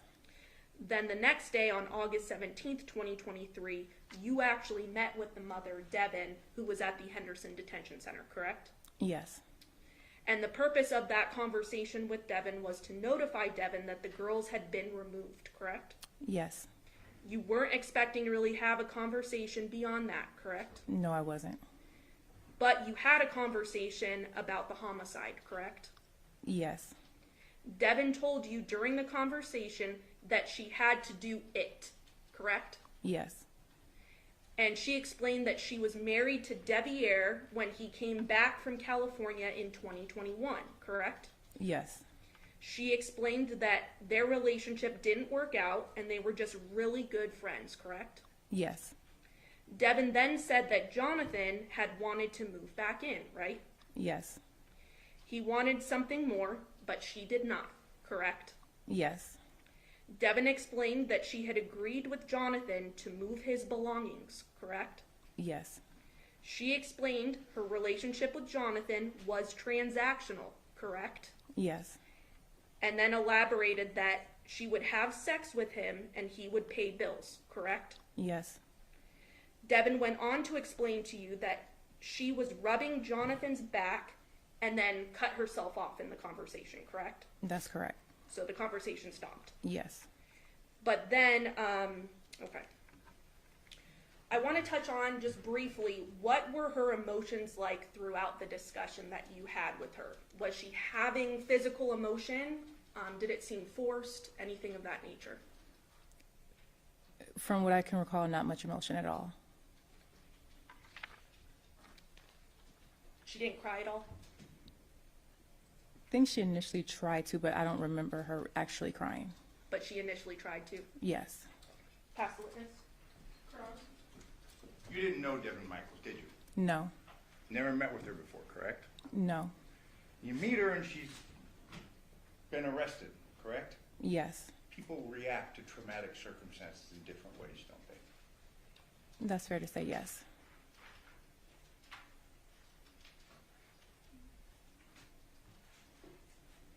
What, we could approach this briefly.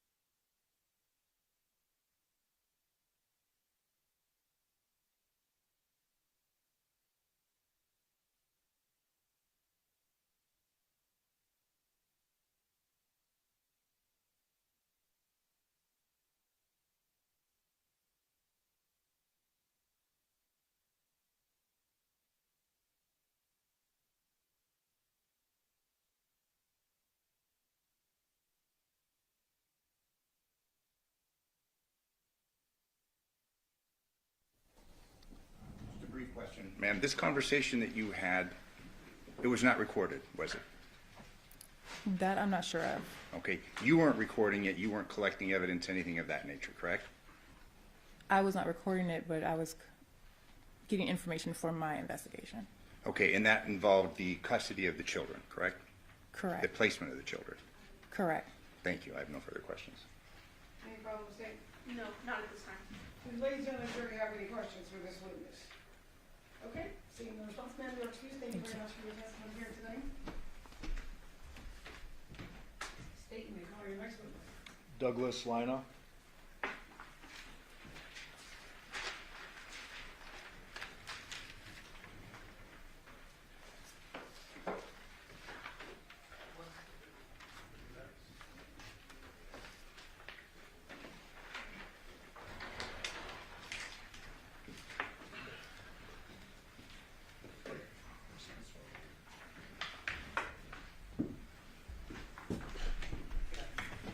You solemnly swear or affirm the testimony about to give in this action shall be the truth, the whole truth, and nothing but the truth, so help you God? I do. Yes. Officer, can you please state your full name and spell it for the record? Douglas, Douglas, Lionel, Lynaugh. Thank you. Sir, what do you do for a living? Excuse me. I'm a detective with the City of Henderson. And which unit are you currently assigned to? Robbery homicide. How long have you been with robbery homicide? About 6 years. And how long have you been with the City of Henderson in total? About 18 and a half years. What did you do prior to joining robbery homicide? Prior to robbery homicide, I was in the property unit. Prior to that was a criminal intelligence unit. Prior to that, problem solving unit, and then prior to that, patrol. So, kind of a wide range of experience in law enforcement, sir. Yes. And as a robbery homicide detective, have you been the lead investigator on several cases and also a support investigator on several cases? Yes. Your team also is responsible for investigating officer-involved shooting within your department. Yes, that's accurate. So you have kind of a wide range of duties as a detective. Correct. In this particular case, were you enlisted in the support role on August 7th, 2020? I was. Did you respond to the initial scene? I did. Did you do a little video canvassing at that scene? Yes, I did. And then just some workup on the individuals involved. Okay. And fair to say that Detective Ozawa kind of led the investigation, or he was the one divvying up duties? Correct. Did you become involved in an interview with a person by the name of Devyn Michaels on August 15th of 2023? Yes, that's true. And where did that occur, sir? At the Henderson Police Station, the main station. And on that date, had the defendant already been arrested prior to you making contact with her? Yes. Who did you make contact with her? Who were you with? Another detective? Yes. Detective Rick Christopher. And was that conducted in an interview room at the station? It was actually done in a conference room in the investigative bureau. Was that both audio and video recorded? It was. Was the video recording kind of the primary, and then the audio was a backup? Correct. And in fact, during the video portion, like over an hour in or around an hour in, the video loses storage space, correct? Correct. But you did have an audio backup running? Yes. Okay, so we might transition as we play, once we get to the end of the video. And Judge, I would move for the admission of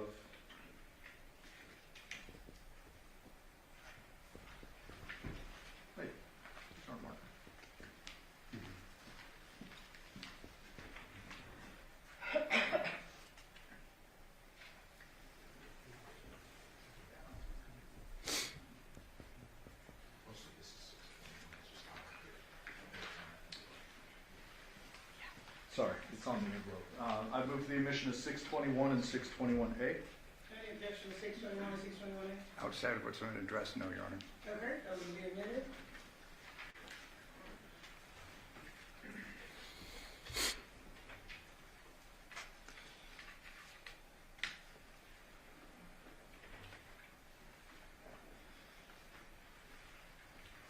May I publish 621? Yes.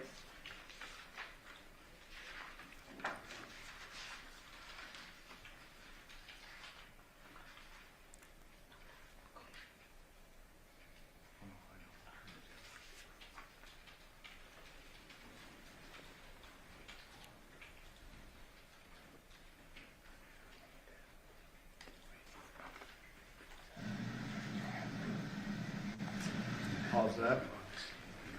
Detective, it looks like it's a little over an hour, about an hour and 15 minutes. Can you see the bottom right? Yes. Correct. Okay. And so we're going to play this in its entirety, and then there is a small portion at the end where it's just audio, correct? Correct. We will transition at that time. This particular interview room, did it have a recorder set up in it already, or did you record this? The video? Yes. No, it was just a video camera that we placed into the room. Got it. Understood. May I judge? Yes.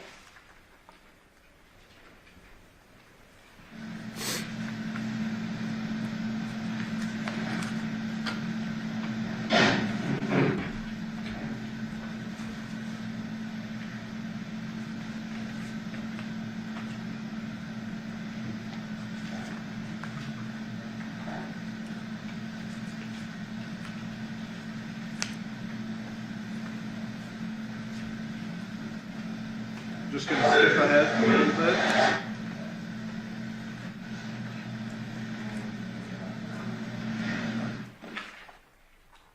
Pause it here, 2 minutes and 9 seconds. What is this little thing right here? That's an audio recorder. That's your backup there? Correct.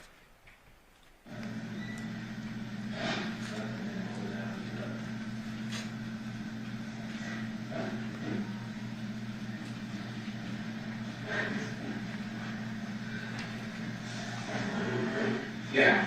So we're going to take your handcuffs off and then we're going to move your phone. Okay, so it's a little more comfortable for you. Okay? So just, maybe press that forward a little bit.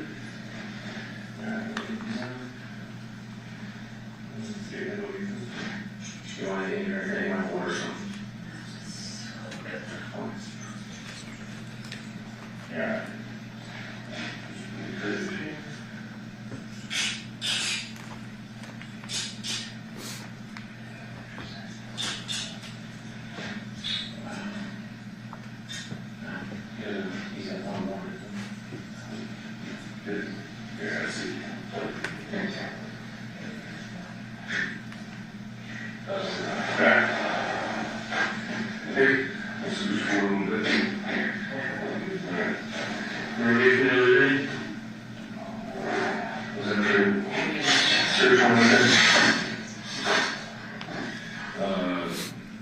Just give a minute until first comes back and we'll talk, okay?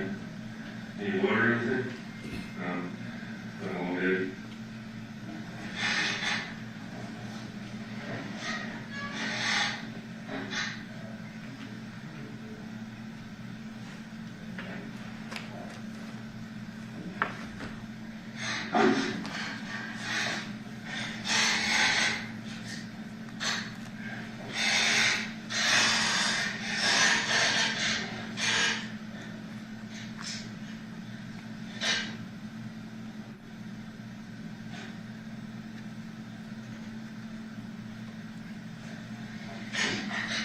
Do you know what's going on, or do you understand what's going on?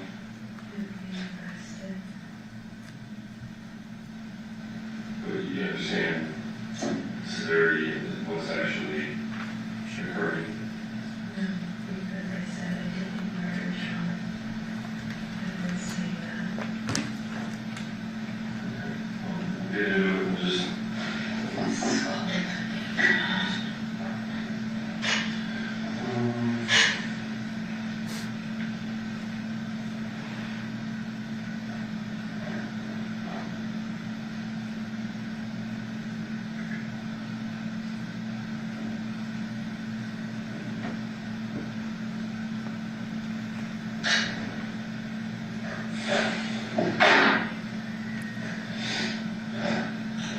It is August 15, 2023. It is 6:54 p.m.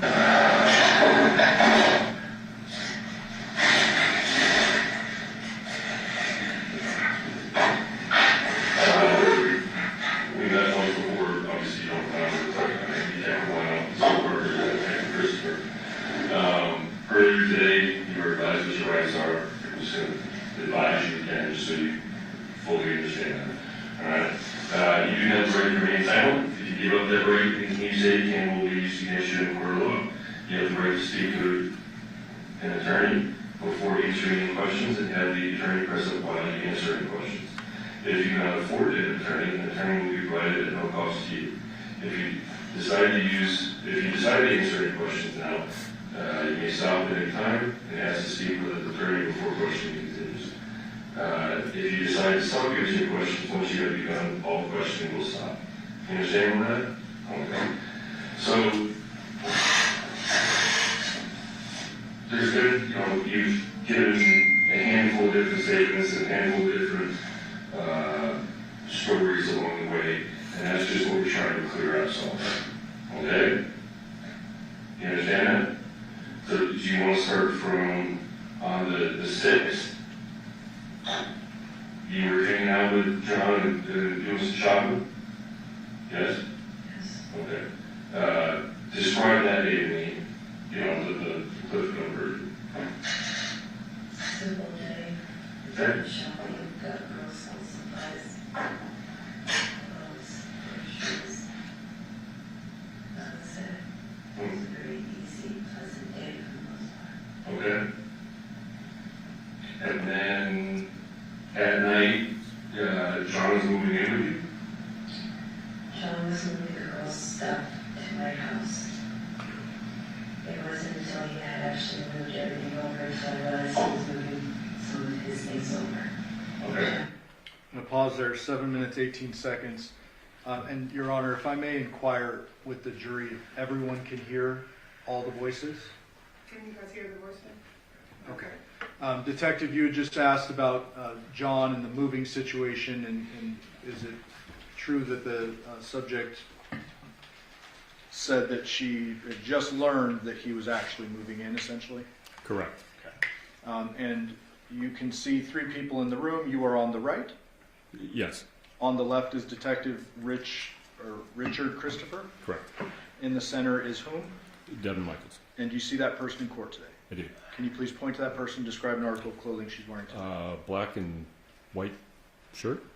Would the record reflect identification, Judge? The record shows that. Thank you. I will resume.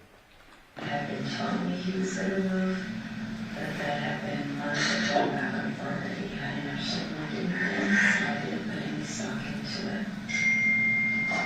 So when he moved some of his things over, that's when I realized he was actually moving his things. Yes, I remember talking to John about it. Yes, I remember talking to other people about it. But until that moment, it really wasn't something that was going to take place. Because at one point, a few times, he said he wasn't going to move. And it had happened more than one time, so I just took it as it was. Okay. So you said earlier that you're shopping. You ride with him over to drop off a last load for the night? Yes. Okay. He assisted in his truck. Okay. And you rode with him? We rode with him all day. Okay. He wanted to take his truck because the trailer has his information on it, and he said it's free advertising. Oh, was the trailer loaded as well, or just the truck? And at that time, the trailer was loaded later on that evening by John and John alone. Okay. And did that make its way over to your house? Yes. And that's when I found out what he had actually loaded up. It was supposed to have been the girls' things up on the bed, dressers and clothes, and it turned out to be a lot more than that. Okay. How do you feel? Buildings were right. There was more tools and DVDs than anything. So it really wasn't too much to feel bad about. It was just a bunch of extra crap I had to. Were you shocked or surprised that he was actually moving? Yeah. Okay. Was it somewhat confrontational or anything like that? Because now he's moving stuff that you didn't expect? No, because like I said, it's tools, DVDs, and she brought his guns over. Okay. That was for the most part. Okay. So after getting those, what happens? We went back to his house. The both of you? Yes. Okay.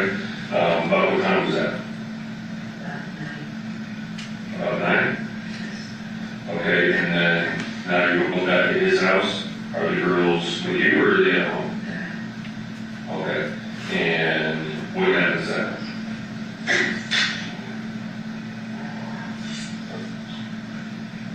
We went to the gas station, had a couple of drinks, some chips and stuff, I think.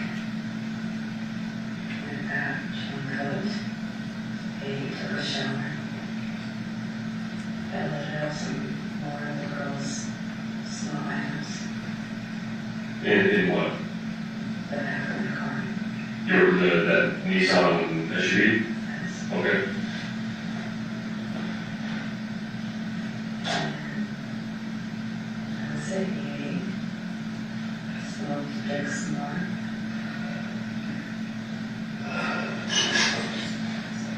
Spoke the vehicle. And it was bad that I left. They said I didn't leave for a while there, but you don't remember all of that. You don't remember being there that much later. I remember going to the pharmacy, After you left. Okay. going home, showering, going to bed. Okay. So he wanted some sort of sexual encounter with you? That wasn't going to happen. I hit him. He was not dead. Okay. That's when the girl came down. I spoke with her. And I guess afterwards I left. Okay. Have you recently had a sexual intimate relationship with him? Recently, Well, within the past month, obviously he's moving back in, you were speaking, have he's you? asked me for sexual favors, yes, but no, we have not had intercourse, no. Okay. Well, because part of the reason we've been told otherwise by other people that he was telling other people that we do that. That's why we're trying to clarify some of this up. No, we have not had intercourse. Okay, have you done other things like cunnilingus, any type of foreplay or anything like that? The most he's had was a hand job. You two moving in together, was there a expectation that you were going to be in a relationship together? Or? Sure, he expected it, but he's quite aware that I'm not able to do anything. I was not trying to have sex with him. Okay. So he's asking for sex, you say no. As usual. Okay. And then from there, what happens? I gave him a back massage off his back. I mean, it's obviously you're quite a bit smaller than he is. How do you pop his back? He was laying on the ground and pushed again, 4-9, 37, it's supposed to go. Okay, so you're straddling his lower back area, something like that, or standing up, something? Okay, and you're just pushing his back, he's out.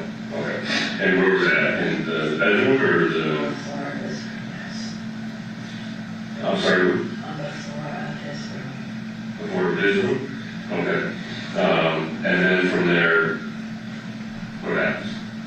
He went to go smoke again. When he came back in, he was laying on his bed, and he had me rubbing his back. That's when I was rubbing his back. And that's when the yoga was coming down the stairs. So you're rubbing his back, are you using anything? Like, How was he positioned on the bed when you were rubbing his back? Laying down on the bed. But how, like, is he up next to the headboard? Is he laying long ways? Is he laying opposite of the headboard? He's laying more towards the bottom of the bed. Okay, so let's how you draw the bed and show us, you see a figure, how he's laying on the bed. So that where's his head in that? Yeah. Okay, so I'm just gonna free you. I'm just gonna say that's the bed and this is the headboard. Okay. So obviously for headboard for purposes, these would be pillows, this is where somebody would lay your head. So you drew a line across. Now, I want to put words in your mouth, so I want you to correct me if I say something that's wrong. He's laying across the bed, is that right? Okay. Now, which side would be his head? This side, so closest to the edge of the bed, or your left, laying on it, the right side. There's like a wall and like a makeshift closet on this side, right? So I'm just going to circle for it. Is that right? So he was laying this way. Where exactly were you while you were getting hit the back? On this side. So you were on the bed? Yes. Between the headboard and him? Yes. So I'm going to draw the X for you. Does that sound about fair? Yes. Were you on top of him, kind of sitting on his butt, or? Pausing at 1601. Approach. Showing you states 12, sir. Do you recognize that? I do. What does that appear to be? A hand-drawn photo that was just depicted right there. I move for admission of that. Any objection to that? No objection. That would be opinion.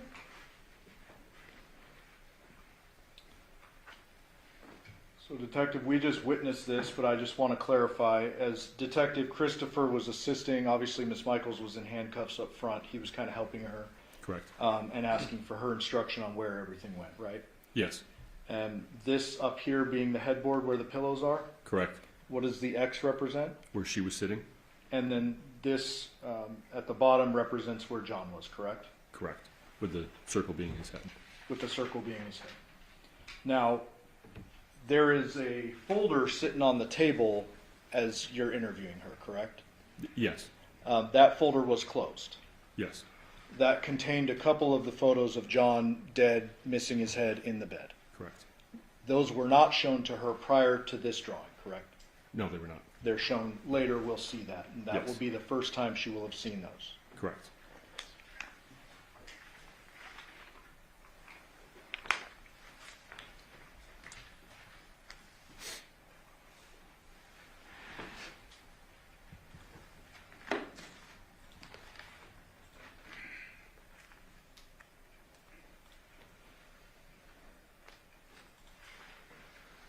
Resuming.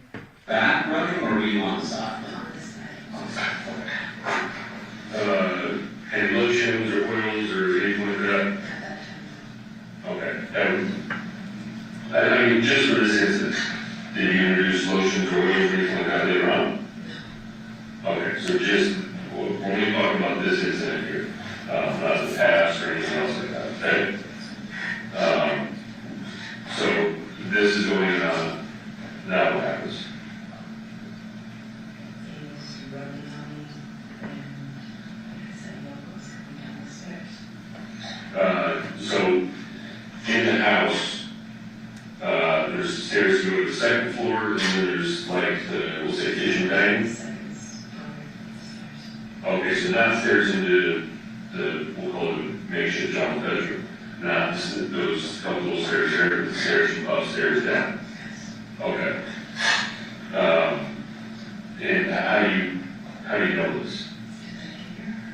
You hear when somebody walks up down the stairs? Okay. How do you know it's her, not the stepfather?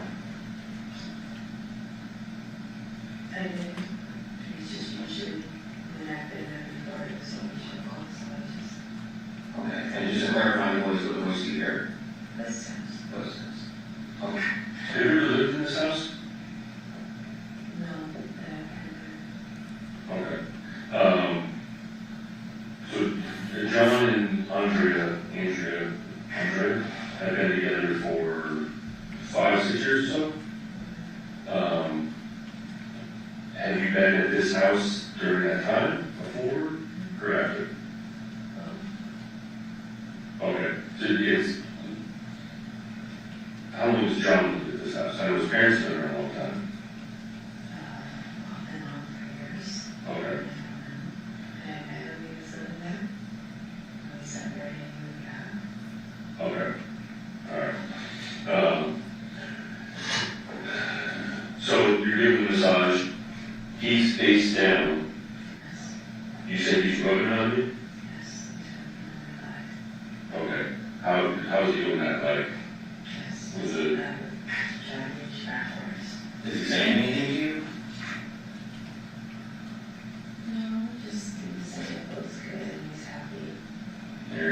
telling him any of that? Are you saying anything to him? No, I'm just covered this guy. Okay. I don't talk so much. Does he, what is he wearing at that time? He had his boxer shorts on at that time. What color were his boxer shorts? Either black or a darker color. Darker color. Okay, so nothing else, they're just boxers. Okay. What's on the bed? Comforters or anything like that, you know? I just like his. Like, do you know what the blankets look like? White blankets? Okay. Is his head resting on the bed, or is it off the bed? It's on the bed, okay. So it's, obviously if he's talking to you, stuff like that, his face is in the bed, it's gotta be flipped one way or another? Okay. He's rubbing on you, or is this making you upset, or some sort of something? Visually to bother me. Okay. What bothered you about it? That he's still pursuing sex, you know. Like, maybe kisses me, I turn away or anything like that. So, trying to do something. Well, but you're still giving him a back rub, correct? Because I know he has some girls, and I don't can keep him from me to a point. Yeah, he can keep him away from me, but she has been before. You love your girl, don't you? Very much so. With all your heart? Yes, not to murder. I didn't say that. I'm just asking that you love him with all your heart, that has nothing to do with her. Sorry. Is that why you asked him to move back in to have, is it currently, or we'll say at this time, he had full custody? No, we both had temporary joint custody. He filed to get sole custody, and he never showed up, so his motion was denied.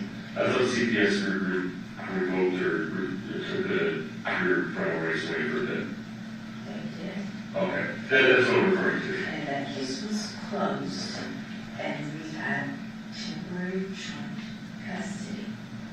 And he was supposed to file custody, and he never showed up. When was that? That was in April. Okay, So his motion was denied. okay. That's where it left it.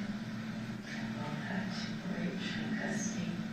He had physical custody of the girls. Okay, so you had legal custody, legal joint. He had physical custody. What was his visitation like? Based on CPS, I was supposed to see the girls for supervised visits for therapy sessions only, and he never enrolled them. I enrolled them, and that was it.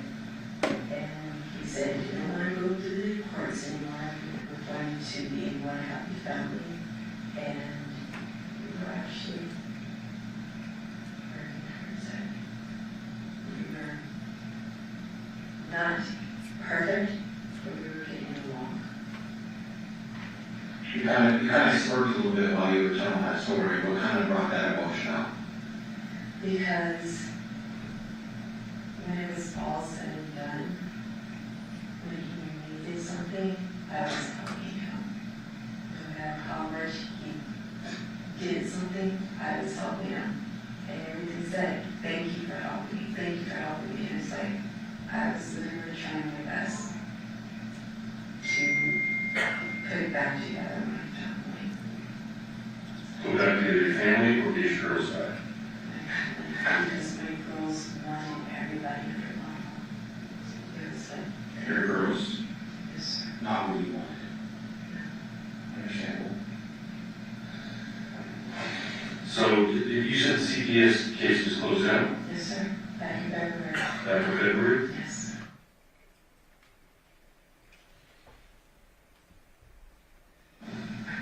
Okay. I'm just having a hard time with what it is. So you didn't want to be with John, but you wanted the family pastor, you need your mutual respect. I didn't want to be in a physical, sexual relationship with John. Me hanging out with John was fine. We got along well enough for that. Like, we went on picnics together, we did all of the shopping together, we watched movies together. We got along just fine for that. Okay. But you mentioned that he could keep your kids from you. How would he do that? Because he had the physical custody of them. That's all. I had legal joint, but he had the physical custody. So like on Father's Day, he got mad at everyone and said, "F this, go pack up the girls' stuff, bring them back." So ultimately he had the upper hand on you. So he's said yes. Right? That's what it's He basically called the shots. sometimes yes. How did that make you feel when it came to your daughters? And you feel that, okay, don't piss them off. So, made you feel like you had no power. I just didn't argue with them. Because you want to make it worse. It wasn't a worse situation, I just didn't argue with them. Well, you just didn't want you didn't want him to keep your kids from you. Okay? He wasn't keeping them from me, but he always kept trying to threaten that. Like, So that was always an option you had. he would threaten it, yeah, but it seemed like he wanted me to keep the girls because it made it easier for him to work. Because I had him so he could work. Okay. So you discussed with, we'll call him Dev because of your current husband. He was moving out, or what was the?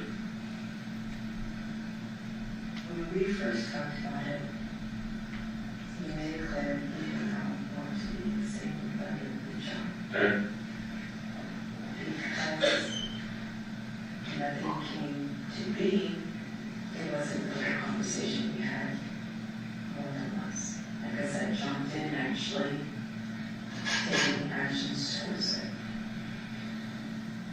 So, yeah, John was kind of moved to Miranda and said he would move out.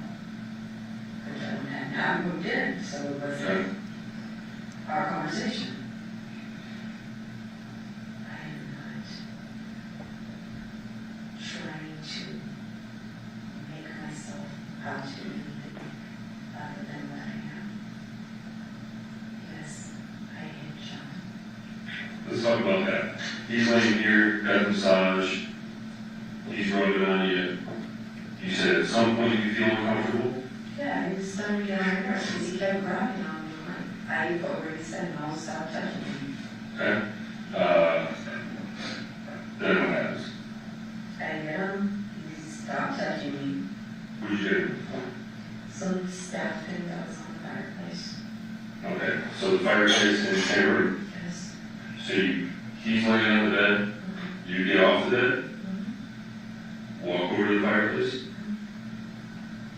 What do you grab? The staff. The lamp, sir. I don't know what it's called. Describe it. It looks like a candle holder type thing. A candle holder? I don't know, it was square. It was, I can't make the shape.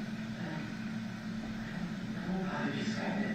Okay. So, hold on, so is it, and how long is it? Are we talking short? Shorter than that. A little bit of this one, of the inside of this. A little bit of your chair.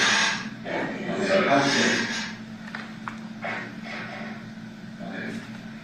So about that. Yes. And same thickness throughout the length, is that correct? Started just have like a square thing at the top and square thing at the bottom. Okay, so is it a candle holder or something on the ground the candle sits on? Is that Something, that's what it looked like. okay? And what color was it? Wooden color. Like black, or was it like a dark brown, or black? That had black coating on it? I would say maybe a black color. Okay. And just out of the middle of the massage, you get up and you walk over to the fireplace. Does he say anything to you? So lays in bed, did you say, hey, I'll be right back, don't move? You just got up and walked over. I got up and I walked back. Okay, and what happened after that? Where were you standing when you did it? I was sitting in the bed. In the same position? So you got back in the same position, just for clarification purposes, back where you originally gave it the back massage, between the headboard, correct? Which direction was his head facing? So facing away from you. Okay. Where exactly did you hit him? Okay, so if he's facing away from you, and I don't know who words your mouth, so if I say anything that's incorrect, please stop me and correct me. Okay? So he's facing away from you, you say you hit him in the head. So if I'm facing away from you, did you hit him like in the ear, or at the top, or in the front, or in the back?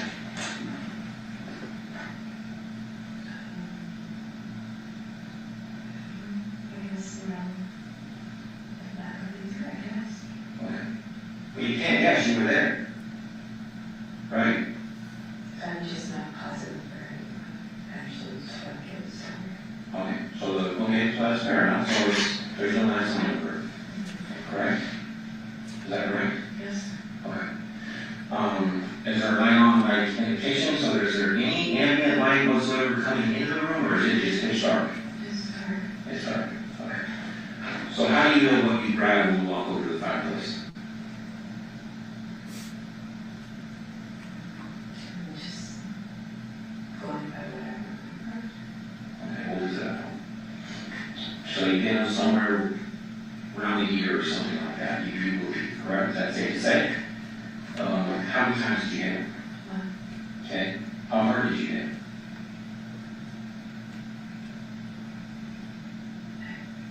I'm sure I can answer that. Okay, so As hard as you could, like, did you use all of your hands? Okay. One hand, two hands, right hand, left hand, My right hand. your right hand. Okay? Did you say anything before you hit him? Stop. Stop. Why did you say stop? Just kept touching me. Okay. what is these things? So he stopped moving. But he was still breathing. Okay, so you hit him, he's still breathing, but he completely stops moving. His hands stopped moving, yes. Okay? And does he say anything else after that? So that's when I heard local and everything that Okay. And what did he say? Or excuse me, what did she say, or what did you say? we were just talking about it, and she was asking me about, can you help Sean give me some money for the insurance, and he hasn't paid this, and also just. Okay, did she want to go talk to him? So how did you get her to go back upstairs? I didn't give her all that, she walked upstairs. Okay, so why did she come downstairs? She went into the kitchen, I didn't tell her to come downstairs, she came downstairs, Why did you go and talk to her? because I heard her in the kitchen. So you just figured you see her walk in and just have a conversation with her? I didn't know. Okay, what happened after she went back upstairs? I had my stuff in the car and I left. You put what's up in the car? My bag. Okay, where'd you have the bag? The keys, my mom and stuff. You talking like a purse, or you got like a personal It's like a bag? backpack, yes. And a purse. Okay, the line. Okay. I've seen your house, things are decorated and stuff. I think if you walked over and grabbed a candlestick or something that resembles a candlestick, you would understand what that is. Right? So, what did you actually grab? I didn't know what it was, that's, I said, that's what it seems like. I don't know what you call it because it wasn't in my house. Okay, so where did you do it? It was on the bed or on the floor. I don't know, I gotta have that. Okay. You Well, didn't it doesn't have that? matter, so let's try again. Okay, this shit's about to get real, okay? I'm gonna explain something to you. There's about 40 years of law enforcement experience in this room right now. and that doesn't include you. Does that make sense? Okay, don't play the what's going on, okay? Okay, well, I'm just being direct with you. All right? We're talking about your father's kid, or the father's, your children, is no longer here. And you were the last person that was with him. You were the last person to use force on him. Does that make sense? So the shit's getting real. I'm not trying to be disrespectful to you, but the games are over. And you should look at that picture, because that's the last position you saw him in. And that's the position we saw him in moving to that house. Does that make sense? So cut the shit, and let's get down to the nitty-gritty and start answering some questions for us. Don't tell us the same bullshit that you felt Detective was out. You have the rest of your life ahead of you right now. You have a big decision to make right now. A huge decision that can ultimately affect your two little girls. The whole time that we've been sitting here having this conversation with you, you've had this defeated look. This can go one or two ways. When you write this report, we're going to say Devyn was non-remorseful, not even emotional. Sir, You don't have to call me sir, all right? We're beyond that, all right? I don't know your name. It's Rick Christopher, okay? My apologies, because I assumed that he introduced myself even though I wasn't in the room, all right? So as we move forward, my question to you before we even get into details is if there's no light in that room, you described something to me that you picked up. So there's only that is one thing. When you left, you took it with you, or you hid it, you saw it in light. So somehow there came light, and you saw the object. Because we know it was not on the bed, and we know it was not on the floor. So that's the stuff that I'm talking about. Does that make sense?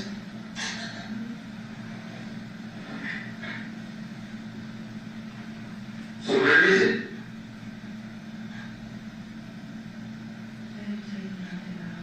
Okay, so where is it? Where did you put it? Where did you put it?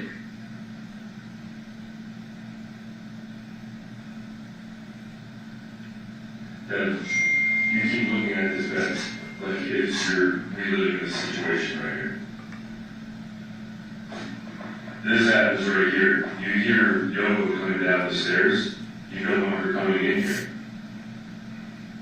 Because you just hit it in the head with this candlestick that you so say. Right? That's not what I'm saying. This right here. You don't want her coming down, but you just hit him and knock him out. Because he's there. Yes. So you rush up to him in the kitchen?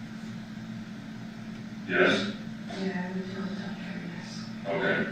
And you say, oh, he's drunk, he's on the sleep off, or whatever, not to come down there.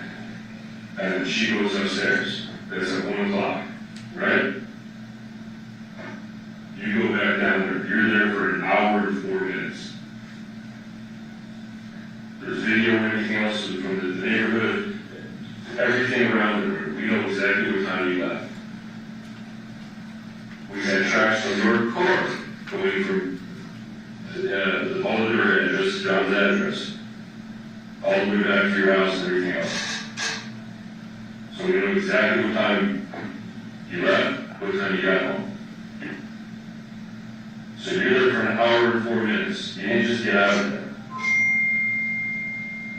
They talk about the cleaning supplies, the ammonia and stuff like that, that you said that you saw them. Like, oh, yeah, I just saw them.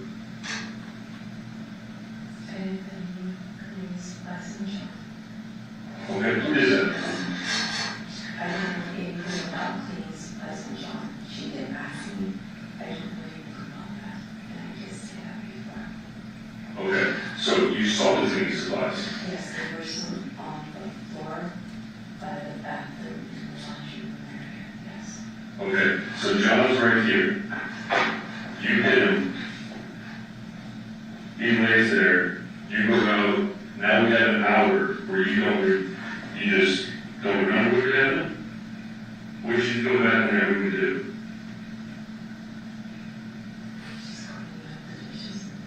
Cleaning up the dishes in his room. That's what I was doing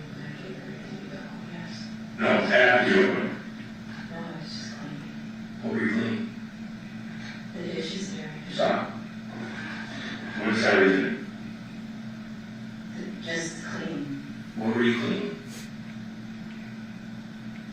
I was literally just cleaning up the area. When I left, when I hit him, he was breathing. I didn't. I didn't know he was breathing. You can tell if a person is breathing. Okay. The chest goes up and down. Okay. You said it was dark. You can still know when someone's breathing. In the dark. It's not pitch dark, but yeah, it's not. So you can't see an area on his head because it's so dark, but you can see his chest moving? You can't see what you grab off the shelf because it's so dark when you walk over, but then you can see him breathing? Yeah, you can see some person breathing. Your eyes can adjust. Oh, then your eyes should have adjusted before all of this, too. I just don't know the exact spot. Okay. You asked me, and I said I'm not So positive. right hand or left hand you used? Right, sir. Yes, Right. sir.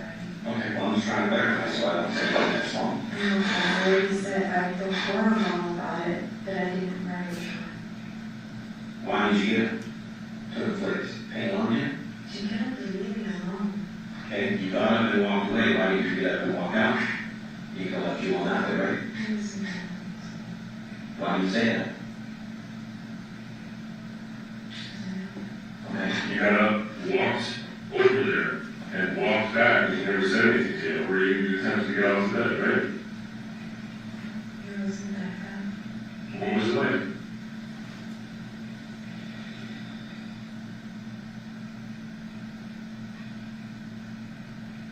What was it like? So, you mean to tell us you hit him in the head, right here, where you're showing this, and he doesn't move from there? Right, but I didn't take long, because I wanted to make sure he was breathing. Okay, so you hang around for an hour and 4 Half an minutes. hour, I did not know I was there alone. Okay, it doesn't matter if you know it or not, you were there. You were there for an hour and 4 minutes, hanging around with somebody you just hit in the head to make sure that they're doing okay. Do you call an ambulance or anything? Do you go over physically touch him or check out or anything? Yes, I did touch him. Did he say anything to you? No, Why? because he was unconscious. Did you ever under a ventilator? To a breathing person. Who was unconscious? From law enforcement to that. Don't look at like those two questions, it's a valid question. Did you roll him from his back to his roundabout? How did you check on her? I just felt him and I felt he was breathing. Okay. But when I saw him, he was breathing, so I thought, okay, it's all right. Okay, so you're hanging out in this room for an hour. No, you are. Unless you're running around, going back in inside and outside of the room, but that's what you're doing. Okay, so describe to me what you're doing during this time. And don't say clean. I don't know, I just kept moving around. I just kept moving. Just kept moving around. Is it because you were in a panic? So I guess Understand? That was on you. Okay, why are you in a panic? I was afraid that I actually just hurt him and he didn't want to happen like that. Okay, let me ask you this, were you in a panic because you knew you hurt him and he was in severe life-threatening injuries? No, sir. No. I wouldn't want to ask because I've been doing this too long to understand what went on. So it's fine. You didn't know him. Okay, He explain. would be bad, and then he would be the nicest person in the world, Okay. and then try to do everything he could to help him. Okay, so you have some resentment towards him. Yes, but it wasn't for me, it was for my daughters. There's going to be some dislike towards that person. I understand that. That's reality. I get that.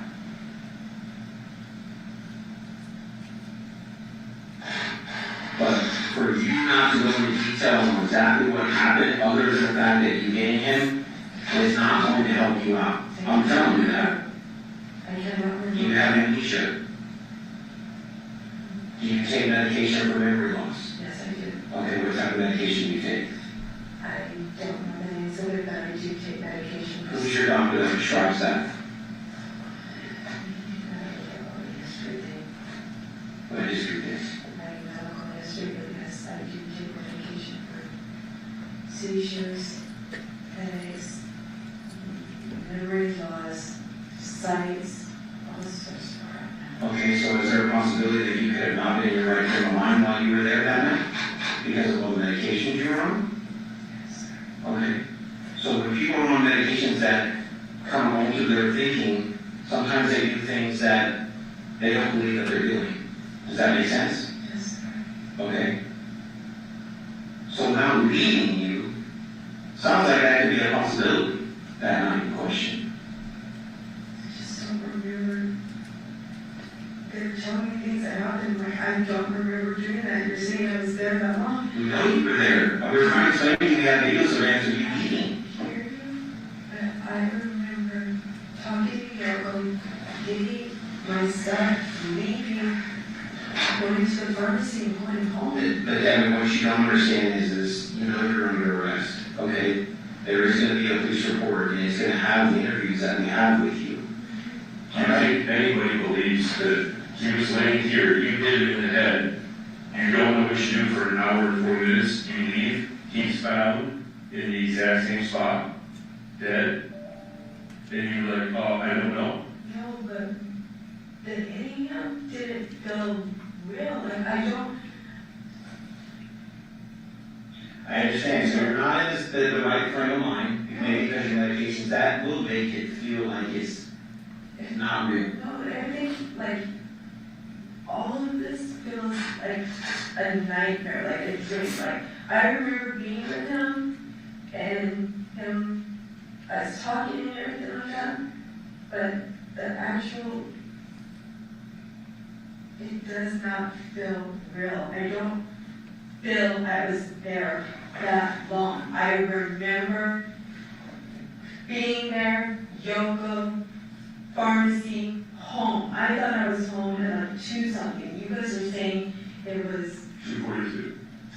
Yeah, I promise you. Okay. So what did you do that night after you get home? I got home, I got a shower, I went to bed. What did you do? How long did you sleep for? About 2 hours.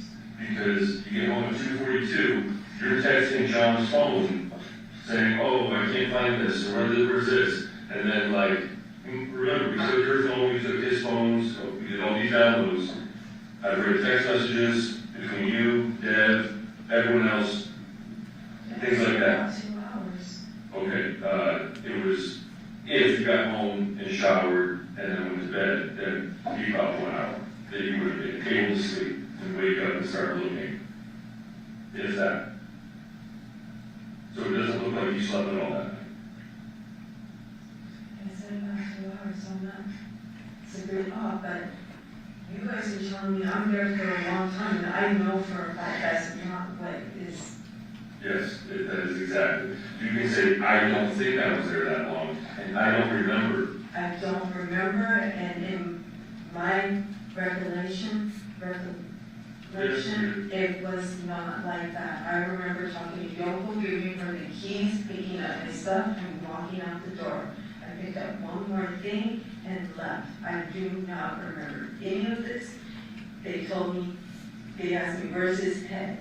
And until then, I didn't know anything about that. They're like, well, didn't Debbie ever tell you? No, Debbie didn't tell me anything about that. Well, did he leave that night? No, I don't remember Debbie ever leaving, but I don't remember anything. I just remember going home and everything. I don't remember really driving to the damn pharmacy. I just remember being at the pharmacy. Okay. They told you he was decapitated. He told had me his head cut off. They told me that And today. they said you did not even blink. It doesn't sound believable. Who does that? I don't know. You tell us. That's it. It's this whole thing. Remember, everything you're saying does not make sense. I was here. I did this. Do you think anybody's going to believe I hit him in the head and I left? I took his. How did when did he give you that wallet that you claimed it was given to you earlier? He said that he used Social Security cards. And when was that? Around the time he was eating. So at night. Yes. Okay. He has one key to the truck. I didn't know that. Okay, so why would he give you the one key to his truck when he's supposed to be over there in 2 hours? And his wallet? Yeah, because he's supposed to come over with you in the morning to take the kids to the... In the morning. So how was he supposed to get to your house then? I don't think I was supposed to take them. I know I was supposed to take the social security card, but the other stuff I don't think I was supposed to take. Why were they in your underwear or wrapped up in other bags? Because when he gave them to me, I didn't realize what I was taking, and I just put them away and said, keep them safe. That's not normal. You just said, when he gave them to me, you're like, I don't think I was supposed to take these. No, I said in hindsight. I literally said in hindsight, I don't think I was supposed to take those. The social security card he gave me, the other cards he gave me, you can see that on the surveillance camera, he hands me the card. But those ones, I don't think I was supposed to take them out of the house. I think I was just supposed to put them up, and then in the morning, he's supposed to go and get them. That's what I said. In hindsight, I don't think I was supposed to. Well, why did you wrap them on the bag and put them hiding in your pressure drawer? I wrapped them up. I don't think I was supposed to bring those with me. You're not answering my question. Why were they wrapped up in plastic bags and put in your underwear I drawer? wrapped them up right then and there in front of them. Why didn't you just put them on your dresser? One tied, another tied, another tied. It wasn't like one of them tied. It was repeatedly wrapped over and over. This was a thoughtful process. Put it in there, tie it up, put it in another bag, tie it up. Right. Like I 8 said, times. I didn't realize what I had at the time, and he's saying keep them safe, so I'm wrapping everything up and I'm hiding it. For what reason? I don't know. He didn't say anything. He gave me this. He says keep it safe. It was the social security card. The Social Security card was in your black backpack. Right. I didn't even get a chance to put that away. So you take that, put that in this not safe spot. The only thing that he asked you to keep safe, you keep in your backpack. But the stuff that you were not supposed to take, you wrapped up 8 times, 8 separate times in a bag, in bags, and then hid that. No, do you not understand? No, I don't. I got home, it was late. I showered, I went to bed. That was it. In the morning, I would have sorted through everything. I would have talked to John, and everything would have been figured out. None of that makes sense. If you None of said, it makes any sense to me at all. okay, if you said anybody else, the jury, a judge, or the general public, to believe anything what you're saying, No, because I don't understand any of it. You guys are asking me questions about it. What does that look like to you?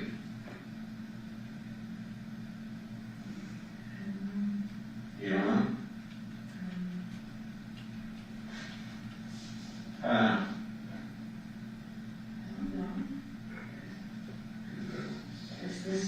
This is John?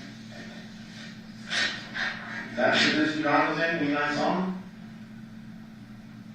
Yeah, but he had his boxers on.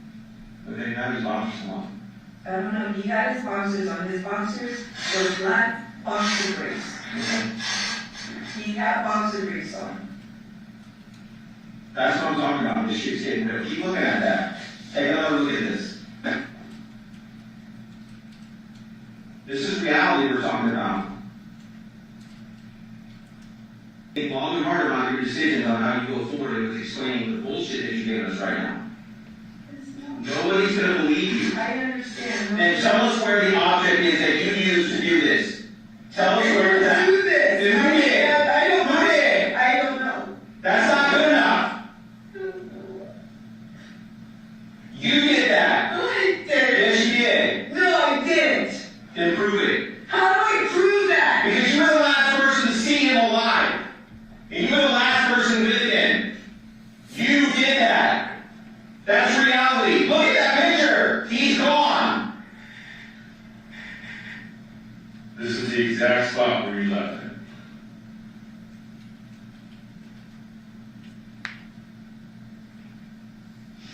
What do you think, people are going to see this, and what do you think they're going to think of you?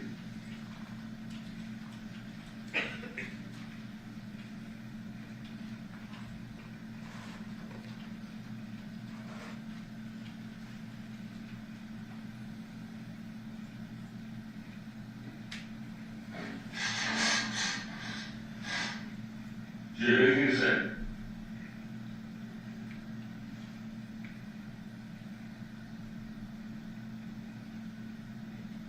This has got to be eating you up. Holding this in has just got to be fucking eating you alive.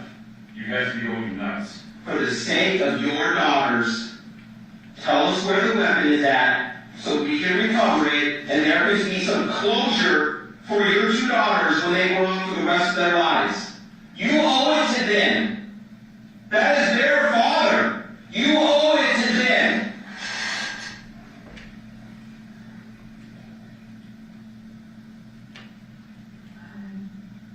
Stop. Go ahead and say it. Stop. It's not good enough. Tell me something that I can go research to know that you didn't do this. Give me some evidence that I can go follow up with so I can help you in front of a jury of 6 or 12. Look at the photo.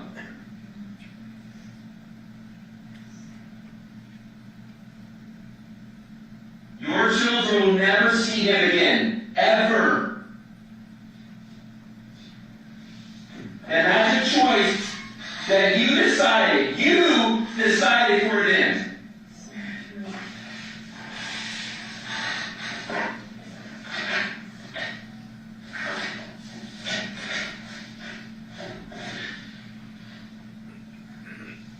That's the exact spot where you said he's at, right? You left him there. You hit him in the head. He's unconscious, not moving. There wasn't this much blood. Where I left, he wasn't bleeding like that. No, this is because it empties out after you cut his head off. I cut his head off. Well, no, you didn't. No, I didn't. Okay. Explain how this happened. I don't know. I can't cut a person's head off. But you can hit him with a stick. Is there a chance that that could have been a knife of some sort? Why? How do you know? It's dark. Doesn't make sense, does it? There is no doubt in my mind that you did that. You owe it to your girls to have a closure. We want to know where the object is that you used to do this. Where is the object? Tell us where the object is at right now so we can start working closure for your daughters.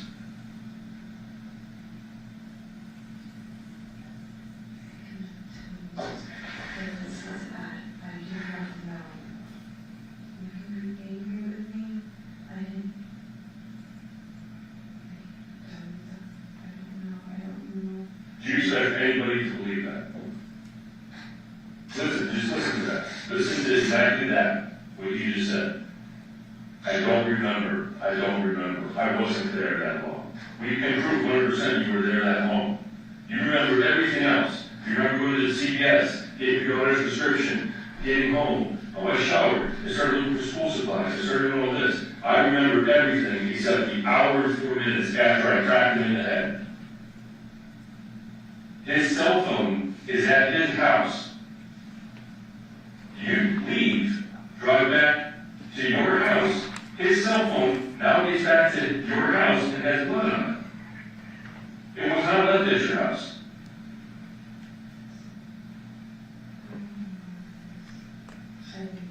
Conveniently. No. Yes, conveniently. No. There's no possible chance that you would forget hitting somebody, cutting their head off, going to dispose of this.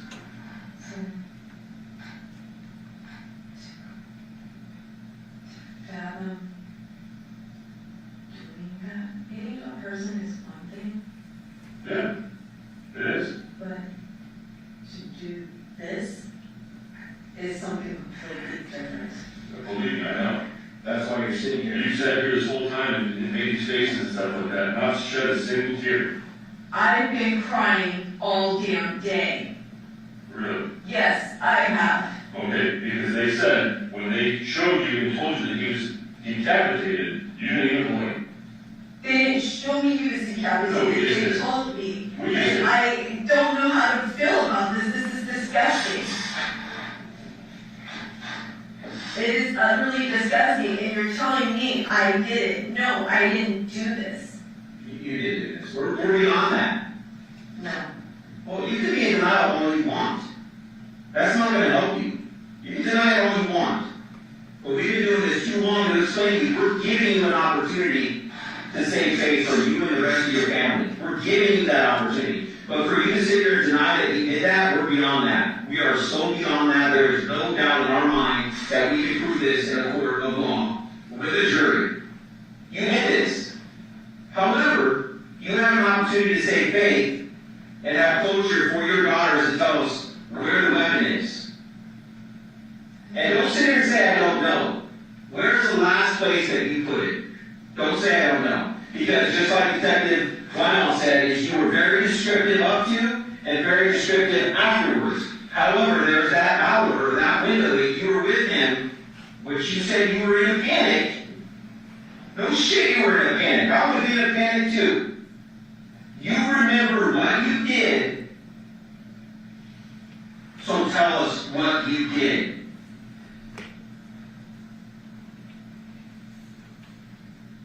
I know it's weighing on you. I can see it all over your face. You're going to feel better once you get it off your chest. Nobody is here to pass judgment on you. Not a single person.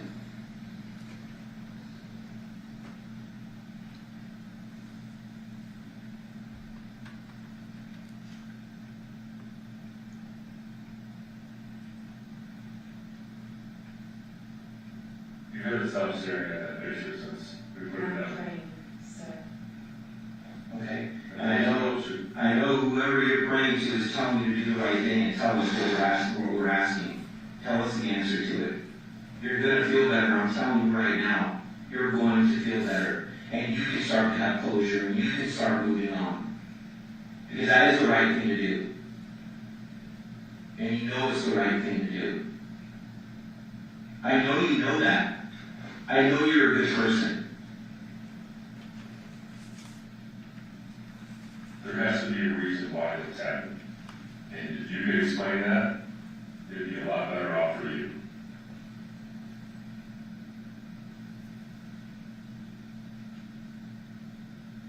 And look at me.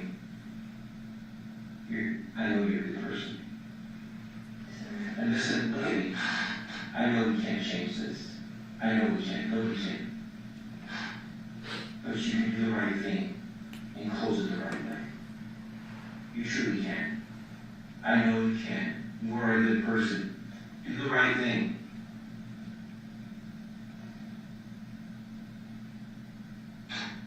Is this how you want your girls to remember you?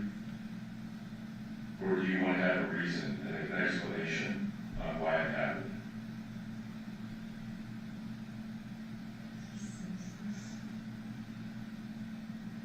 So why?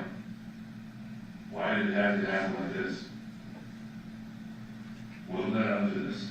What caused you to do this?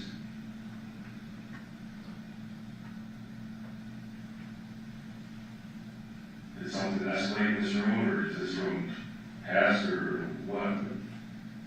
Why did this happen?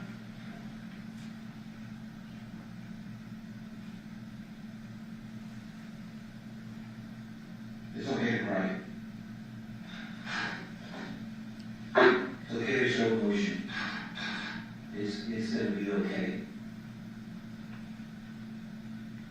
It truly is. It's going to be okay. Do the right thing.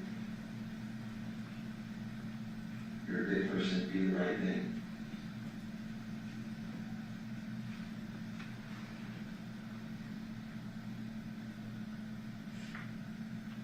We're going to get through this together. We're not against you by no means.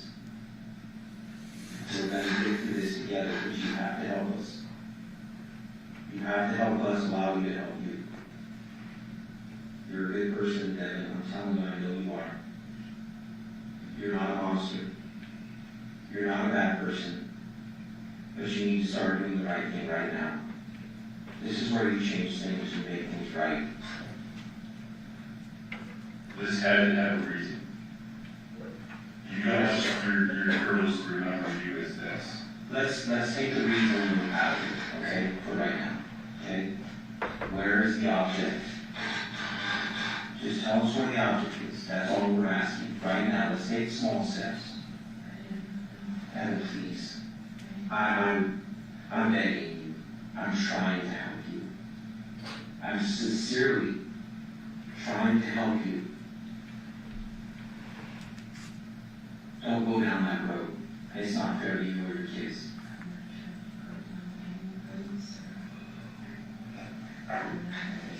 No, I understand. But you're not allowing us to go through this together.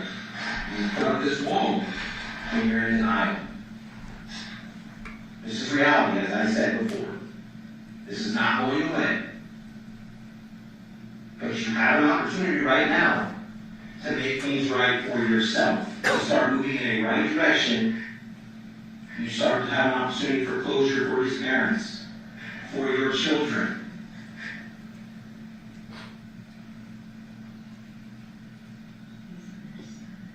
Understand what?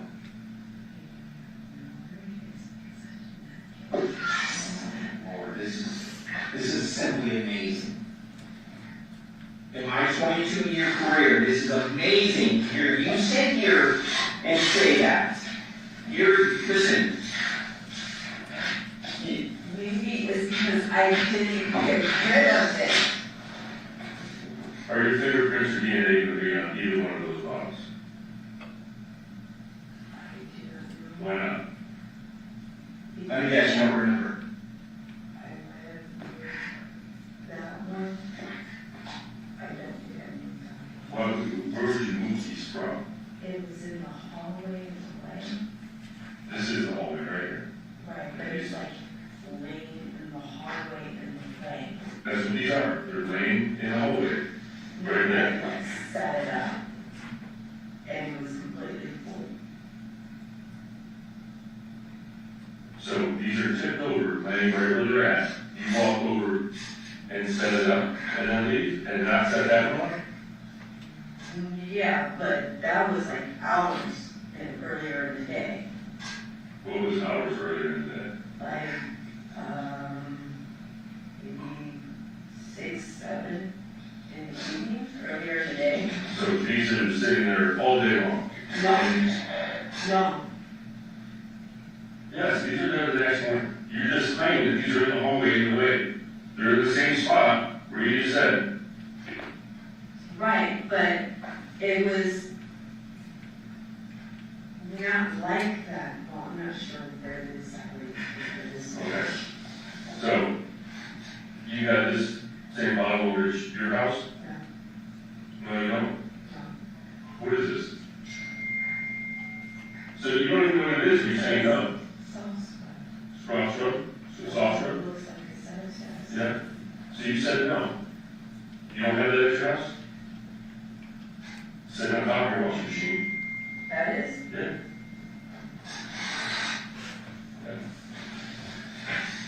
Listen. Wait, back up. That's the one to you because it is, I don't know, it's no, listen, you can sit here and say, you think that you're smarter than me. No, I don't think I'm smarter than anybody, but I didn't do this. Okay. It's only because I have the same cleaning. No. The cell phone that you take, you have to take the cell phone from his house back to your house after he's dead. Is this blood on it? His wallet, his keys, things that you're not supposed to have wrapped up in a bag 8 times shoved in your underwear drawer.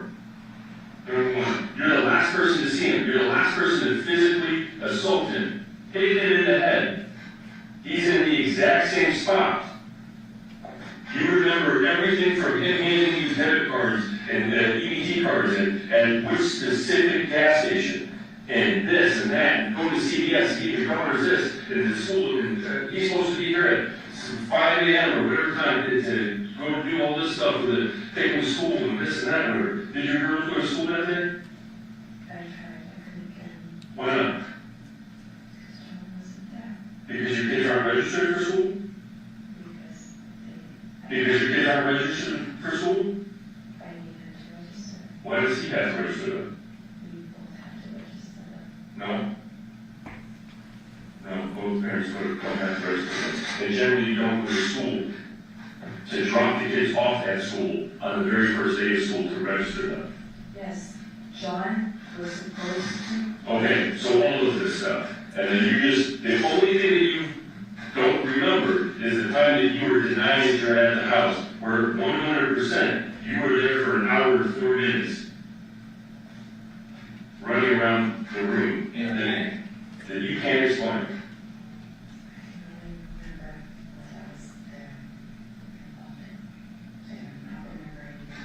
Okay, that's all too. Good luck with that, because that is not going to fly.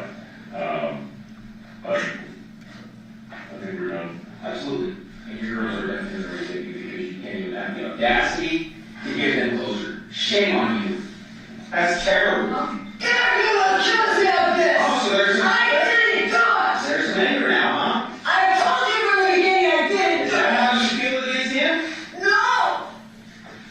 It's not how I feel against him.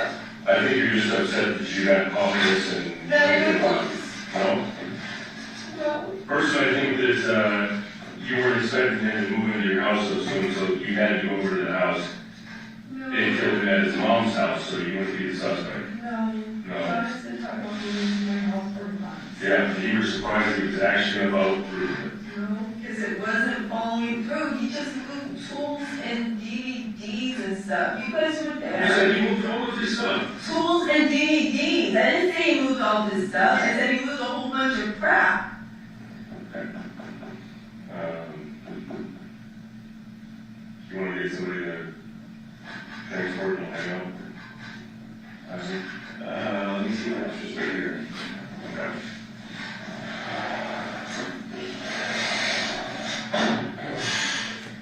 Do you understand that it does not sound even feasible?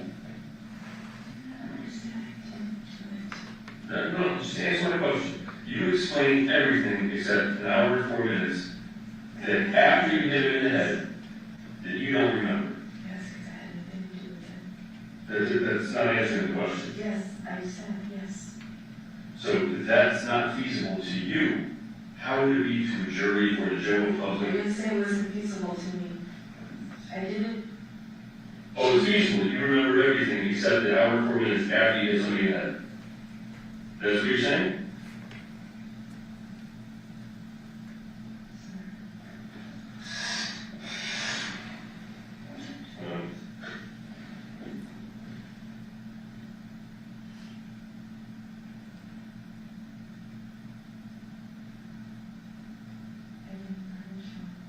You can.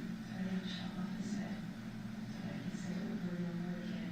And I would continue to say it. I would say that from the beginning. Well, you have to have something for the hour and 4 minutes where he was murdered, that you were in the house. That's it. That's the only time that you don't remember. I didn't know I was there that long. It doesn't matter if you don't. But that's what I'm saying. I don't remember being there that long. I didn't know I left. Okay, so is it possible you did it? You don't remember? Yes, sir. It is very possible. Okay, how? Have you had moments in the past where you've Yes. done stuff where Yes. this happened? Yes, there's things in my past where I cannot remember. And yes, I have talked to my doctor about it. Yes, they're trying to figure out what's going on with me. Yes. Okay, you don't have to tell me if you don't want to, but what is wrong with you that you say that I you're trying don't to be know. hiding? They're testing me now. I went yesterday. For whatever reason, my brain tingled and I blacked out. And I literally have it on documentation from the doctor, and they were trying to figure out what's going on with me. Okay, do you take Xanax or benzos or anything like that? I have a whole bunch of pills. Okay. And I don't know what they are because they're about 20 different syllables, and I don't know, but I didn't do this. I know I'm... Ever been diagnosed with mental illness or? No. No. They were just testing me for everything. I just did an MRI, an EEG. They were doing a whole bunch of other tests. But yes, the last thing that has happened to me, I remember my brain starts tingling, and then I would wake up.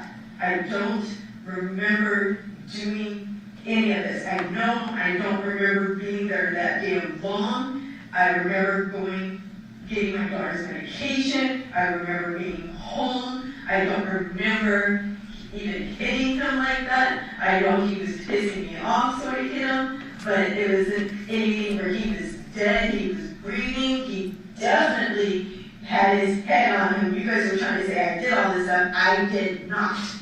You don't remember, is what you're saying.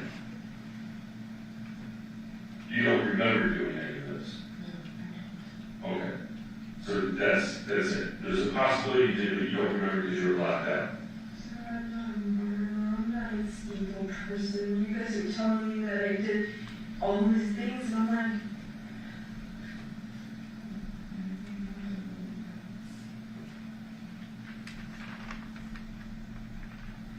The next day when you woke up, or I don't think that you went to bed based on the activity and everything like that, because when we print out a phone thing, whatever, everything comes out, it's like minute by minute, everything else, activity, it appears that you're pretty active the entire night. The next day, what did you do? Did you go to school first, or you went to the oncology?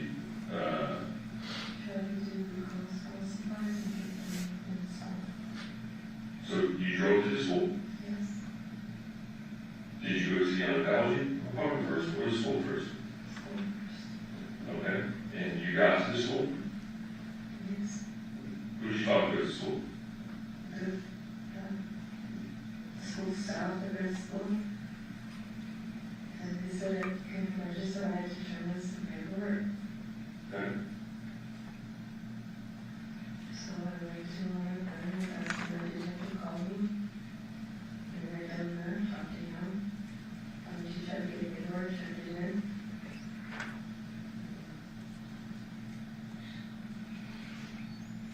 So we're working on all of this stuff. Obviously, it's whatever, but video surveillance from the school, video surveillance from the oncology place, all of this stuff, we have tons and tons. You told us, like, hey, we stopped here at this gas station. So we spend the time, we go out there. Detective, is that when your video storage ran out? It was. All right, Steve, before you move on, there's just a take a brief recess. Yes, ma'am. And then the rest of this will take us through the rest of the day. During this recess, you must not discuss or communicate with anyone, including fellow jurors, in any way regarding this case or its related, either by voice, phone, email, text, internet, or other means of communication or social media. You must not read, watch, listen to news or media accounts or commentary about the case. You must not do any research, such as consulting dictionary, using the internet, or using reference materials. You must not make any investigation, investigate the case, recreate any aspect of the case, or in any other way investigate or learn about the case on your own. You must not form or express any opinion regarding this case until it's finally submitted to you. Ladies and gentlemen, 3:45 will be in recess at 1 o'clock. All rise for the jury.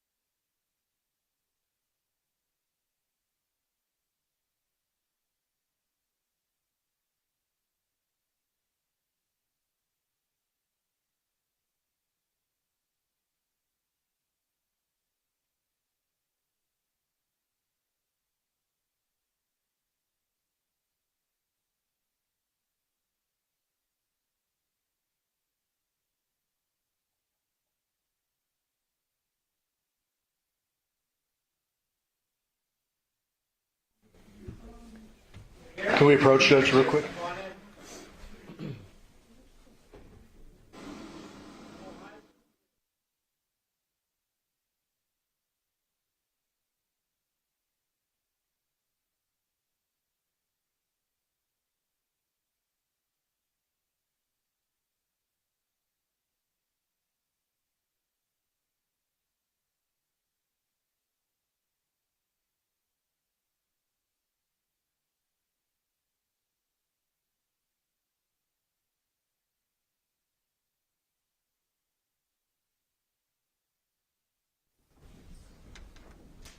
Please be seated, Your Honor. The jury's all present and accounted for.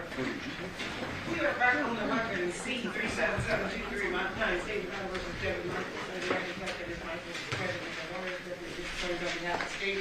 We will require speaker of the credits of our jury. Yes, Your Honor. Yes, Your Honor. State, you may resume your question. And Detective, you indicated you had the backup recorder going. Correct. I'm going to just play the audio, hopefully around the same time where we just left off.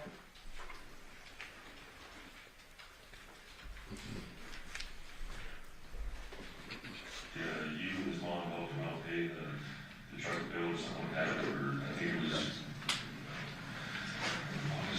end of July. No, I called and they helped her arrange this problem. I didn't pay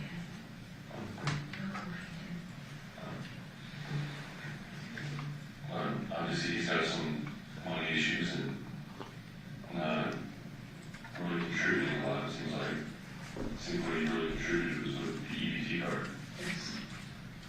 I apologize, Detective. I'm going to have to back up a couple minutes there.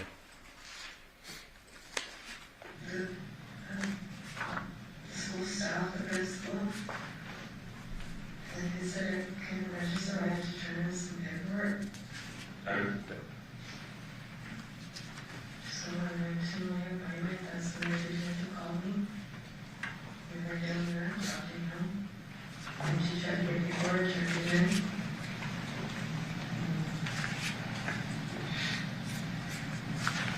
So we're working on all of this stuff. Obviously, it's whatever, but video surveillance from the school, video surveillance from the oncology place, all of this stuff, we have tons and tons. He told us, like, hey, we stopped here at this gas station.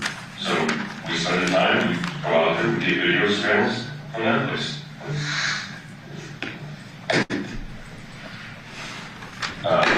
We get video surveillance from any place that you said that you were at or could have been at, or any place that your phone or vehicle or anything like that put you at. We have video surveillance from the entire neighborhood. Streets along the way, in and out, everything else like that. Nothing says anybody else did it.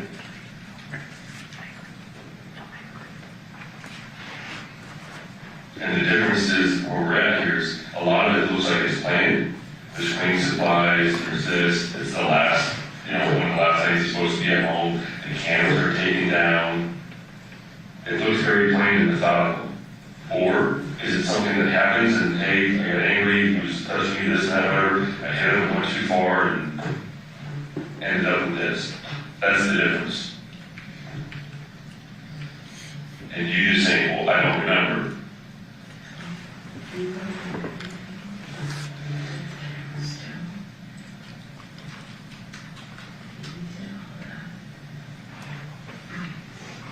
So you and Dad, Detective, that was very soft there. You're asking about the cameras, and she says he took the cameras down, meaning John? Yeah, he took the cameras down and he did all that. Conversations that he had about any of this stuff.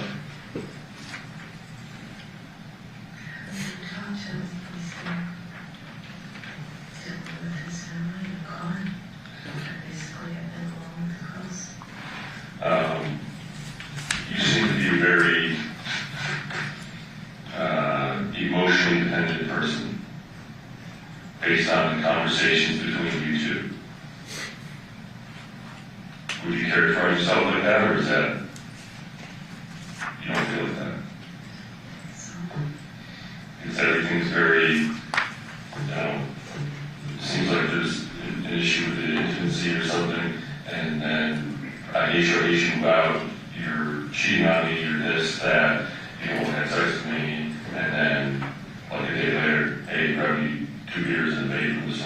Hey, see you home.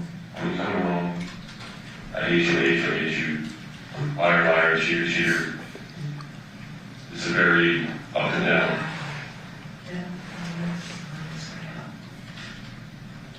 I think on the third you told me you wanted a divorce.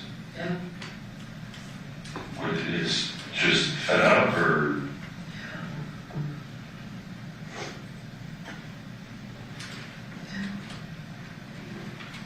I don't know what your financial situation is, but I'm assuming he pays some money. That's why it wasn't really a big thing for John, But John doesn't really have money to pay anything, right? He said he was going to try to help. I'm trying to, but obviously, like, you just had to help him out with some money with his mom, right? You and his mom didn't give him some money? Well, you told somebody, you and his mom helped him out pay the truck bill or something like that for, I think it was end of July. No, I called and we held their arrangements from and I didn't pay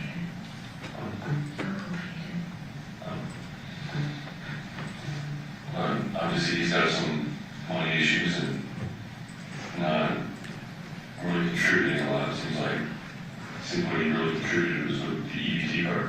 Yes. But you can't really pay bills on the EBT card. But she was willing to accept me. I'm saying he was with you. Now, Dev, was he paying $1,100 a month? Yes, the plan did was I was going to rent out my home. Something small. However, it wasn't so much of a financial burden on myself.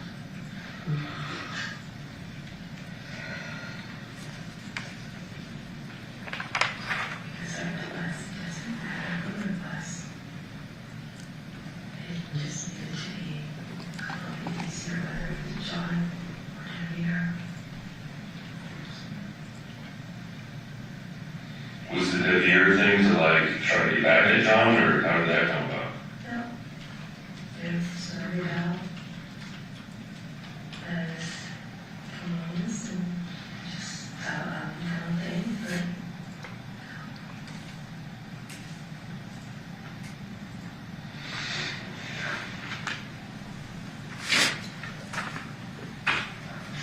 Did he have any sort of relationship with Ted or with him? Did he ever go over to the house or anything like that?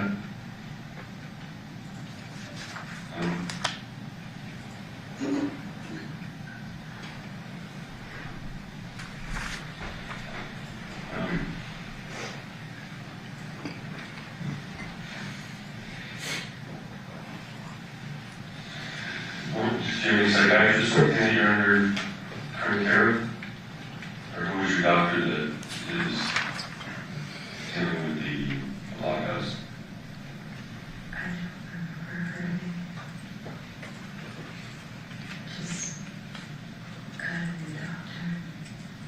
Running all the tests. Who do you phone? Is that first med? I don't know her name. She's at First Med? I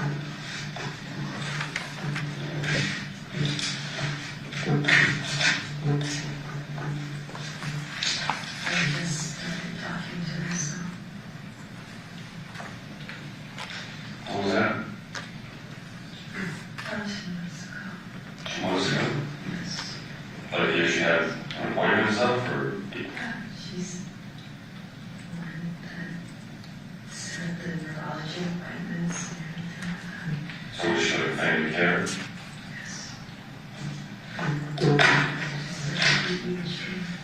What was an EEG? There's a way to Raising? Detective, well, I tried to stop it right at an hour, 20 minutes. Fair to say that there's about 3-4 minutes left, and it's just mainly medical stuff and nothing, no more real questioning related to what we've been discussing. That's accurate.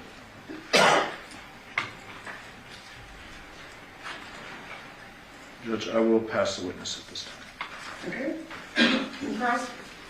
Yes, thank you.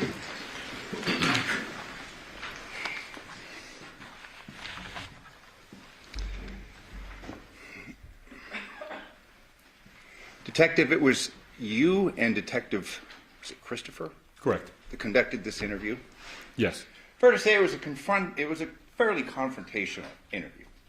Fair to say yes. I mean, you've got your partner in this interview saying you're not going to tell us the same bullshit that you told Ozella, correct? Correct. You've been trained in interview techniques, correct? Yes. You would agree with me that the primary starting point in the police academies is the read technique. I don't know about the police academy, but I've heard of it. You've heard of it. Is there another named technique that you were taught through the course of your training as a detective and a police officer? Open-ended questions. I believe the read technique's more of a structured course technique where you rely on rapport more in the beginning. You would agree with me that when you sat down and you began your interview, you were convinced that she had committed the crime? Correct. Your partner was convinced that she had committed the crime? Correct. You would agree with me that through this process and up until this time that we heard this interview, which started, was it at 6:54 p.m.? Yes. You and everyone else involved basically reached the conclusion that she was the guilty party, correct? Yes.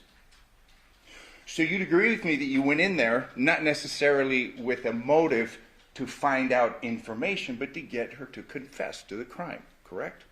We were trying to confront her on the evidence that we had that she was not admitting to. I mean, there's relationships about her daughters, threats concerning her daughters, correct? You want to see your daughters, questions along those lines, correct? No. We listened to them. It was brought up, her daughters, correct? Her daughters, but we never threatened that she wanted to see her daughters. That she needs to cooperate, that she needs to give up information, correct? And it's clear in the video. The daughters, the theme of the daughters was employed to try and get her to confess to a crime, correct?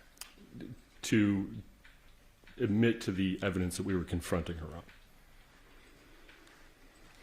Beginning of the interview, she's sitting there, she's already been cuffed, correct? Correct, she was under arrest. You had said at the very beginning of the interview, I know it's been a long day, correct? Yes. You had made reference to her with a defeated look, correct? I believe that was Detective Christopher, but yes, that was brought up. You were both in there, correct? Yes. There was reference made to her having been Mirandized earlier that day, correct? Correct. There was also reference made to where she had been told earlier that day that Johnathan had been decapitated, correct? Correct. She was being confronted with evidence that things that you knew in an attempt to get her to capitulate and to admit to having done something wrong. Fair to say? Correct.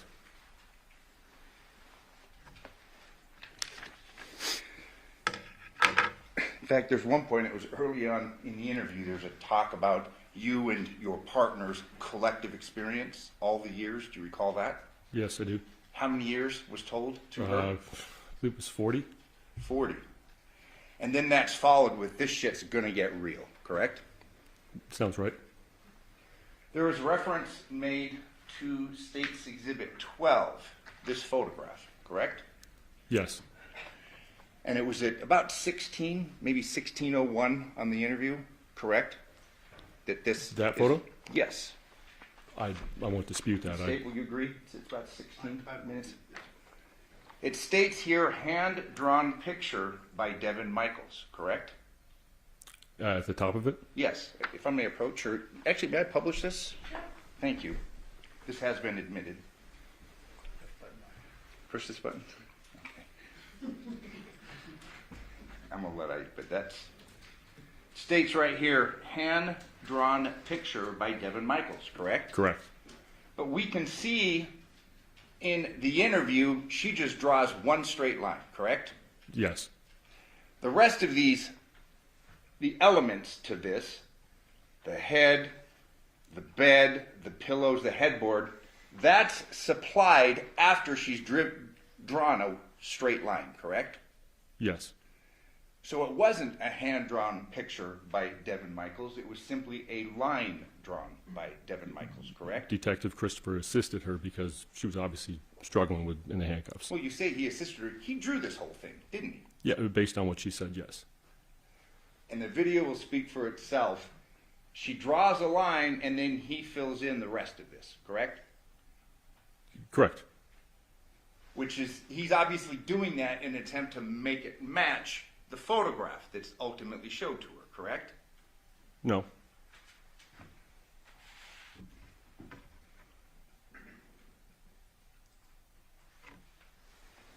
You'd agree with me that, well, and you're a police officer, but people get nervous when they speak to cops, correct? Yes. People get nervous when they get pulled over for a mere traffic ticket, correct? Absolutely. I mean, you'll agree with me that through your experience as a detective, sometimes people break down, correct? Yes. They may say things that they didn't necessarily do. Is that fair to say? And Yes. you know where I'm going with this, but isn't Yep. that right? Yep. She had been interviewed multiple times prior to your interview, correct? Correct. We've heard them. There's been multiple interviews, correct? Yes. There's been multiple denials presented to her in reference to having committed a crime, correct? Yes. But nonetheless, you and other members of law enforcement keep returning and speaking to her, correct? Yes. And that's done with the intent of eliciting some sort of a damaging admission. Fair to say? It would, yes.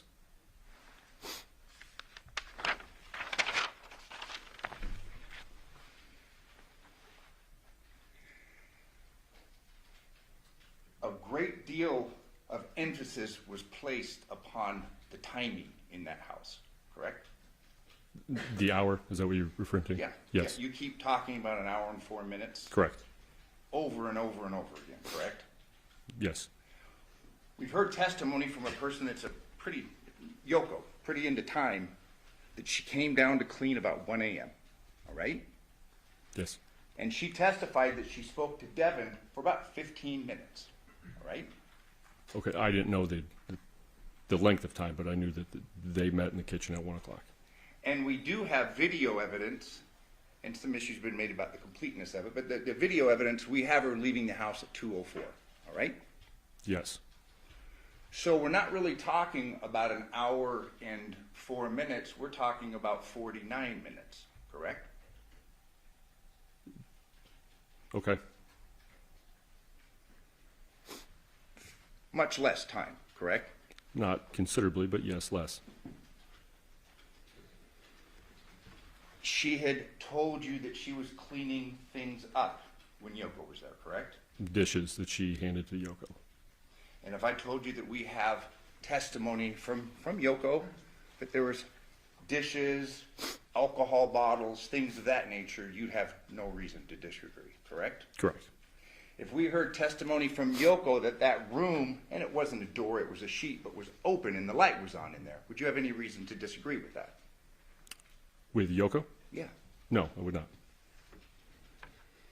It's clear, and we've heard a great deal of evidence over the last week and few days, that a move was going on, correct? Yes. Fair to say that when one moves one's belongings from one home to another, it can be a bit chaotic. Yes. Things can get misplaced or perhaps taken from one house to another inadvertently. Yes. There has been testimony concerning Johnathan's wallet and that he had actually lost that wallet the previous day. You're aware of that? No, I'm not. That there's texts which are now in the evidence, right, Mike? Yes. Where it's shown that Johnathan had lost his wallet the day before and he was communicating with Devyn. I'm unaware, but I don't dispute that. But a great deal of evidence was made concerning that wallet and Johnathan's belonging, and is some idea that somehow that was evidence of guilt or that she was trying to hide something, correct? Yes. Come to find out, Johnathan had a habit of losing things and drinking, and she had taken his things. She'd received them from Johnathan. Okay? All right.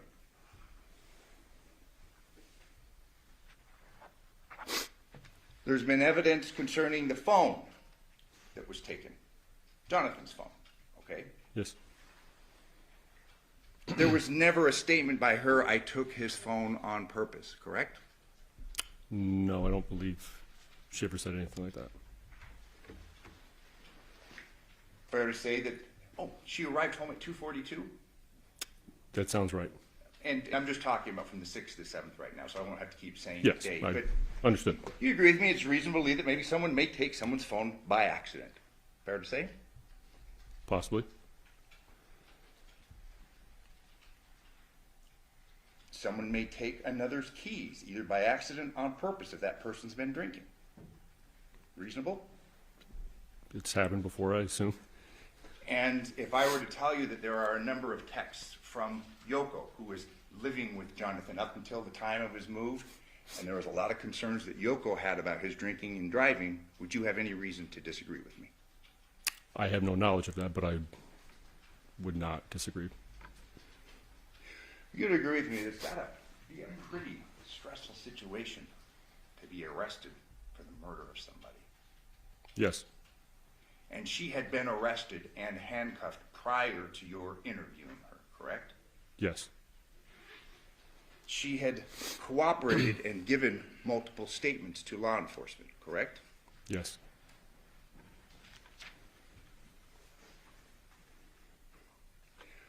You're aware of statements, and we've heard them concerning Johnathan, although she said he wasn't cut. She had said that he had said something about injuring his hand in reference to a white table. You're aware of that? I don't believe I am. White table was found at her place. They had moved it. Aware of that?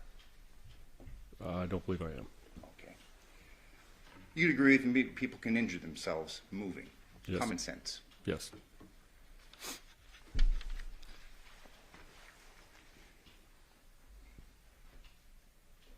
Every time law enforcement engaged her, it was with the purpose of trying to get something incriminating against her. And I keep stressing that because that's clearly what you were trying to do, correct? What I was trying to do? Yeah. Correct. And others with whom you were working. Correct.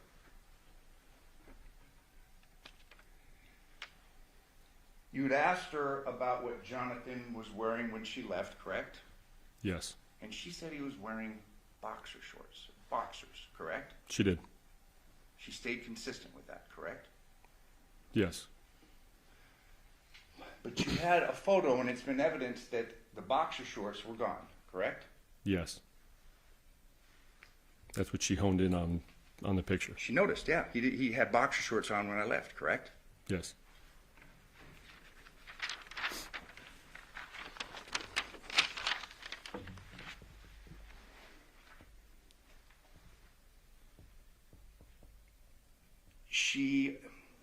There was a discussion concerning cleaning materials at Yoko's house, and we'll just refer to that, the Paladura house as Yoko's house, correct? Yes.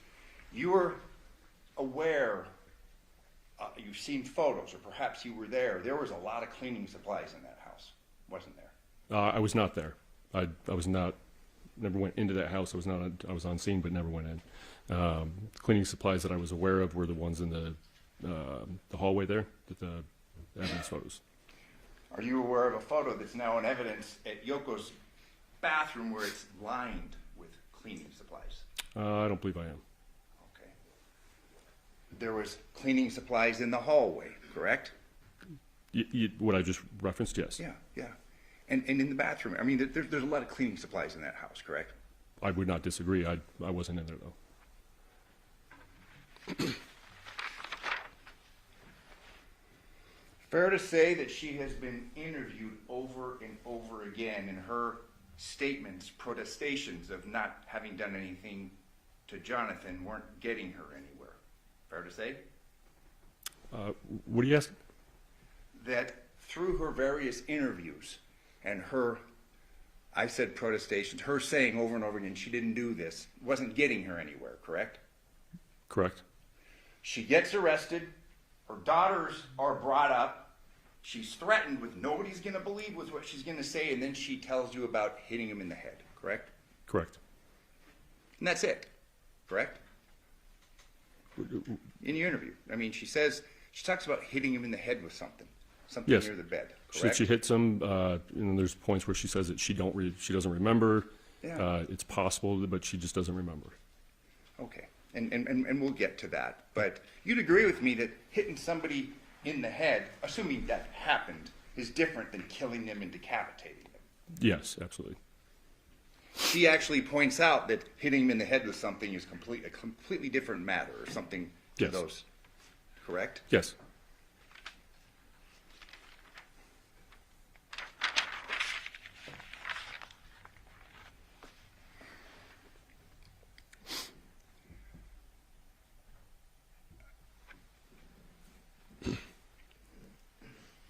An object that Johnathan may or may have been hit in the head with was not recovered, correct? Yes, that's accurate. There were no power tools, specifically a mechanical powered saw that was recovered, correct? Not that I'm aware of, but I'm wrong. But Or any instruments that may have been used to sever the head. not that I'm aware of, but I wasn't informed of that.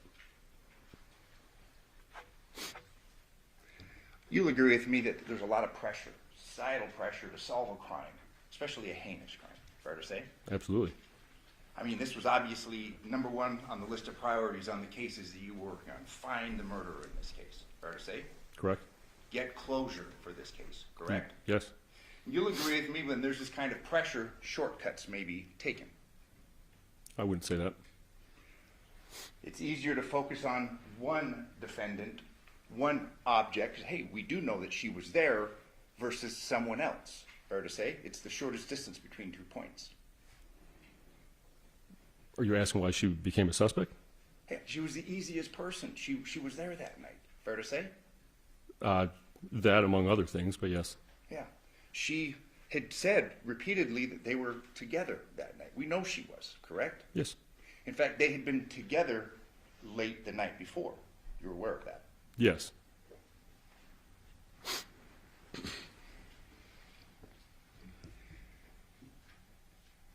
She was consistent and remained consistent through the course of your interview that John was alive when she left. He was breathing, which she would say yes. She never told you in that interview that she took his head, did she? She did not tell us that. Is this the first case that you've been involved with concerning the decapitation? Yes. I can't think of another one. Yeah, it's a fair rare occasion. I mean, it doesn't Yes. happen, at least here in this country, correct? Correct. Let me ask you this, and this is an aside, but I believe you may be the last detective we have an opportunity to speak concerning. I mean, was luminol used, in this? Was anything checked? I mean, there's been talk about times, things like that. I can't testify to that. I don't know. I wasn't aware. Okay. So, based upon your interview with her, she hits him in the head, and now we know it's about 49 minutes she leaves, correct? She's in the house for at least till 2:04. Okay. That'd be a lot of time to actually decapitate somebody, clean it all up, and get rid of all the evidence, correct? Be a considerable amount of time. That's a pretty tight timeline to get rid of. I mean, obviously, we've heard testimony that, if you decapitate a person, it creates a mess. We've seen photographs that there was a fair amount of blood, correct? Yes.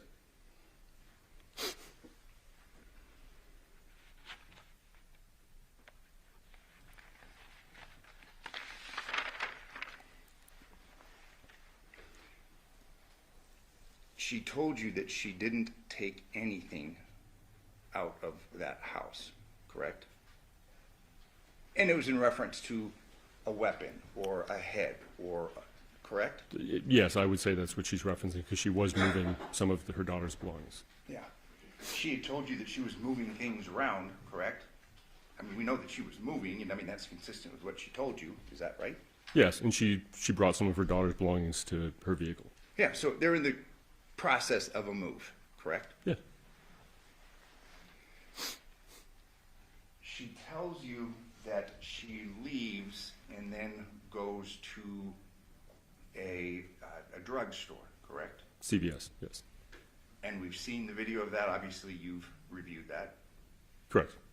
She's wearing white shirt, correct? Rolls in and gets a prescription for her daughter, correct? I don't recall the color of the shirt, but I'd say yeah. Yeah, and that's right after this decapitation is alleged to have occurred and that she's been supposedly cleaning this up, correct? Correct. And then she goes home. 2:42, I believe you said the time was? She arrives home, yes. That's consistent with what she had told you, correct? Yes. And your understanding.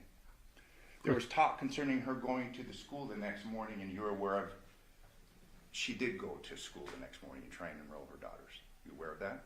I believe that's yes. We do know that she went to a gas station, Funnies, correct? The next day? Yeah. I'm not aware of that.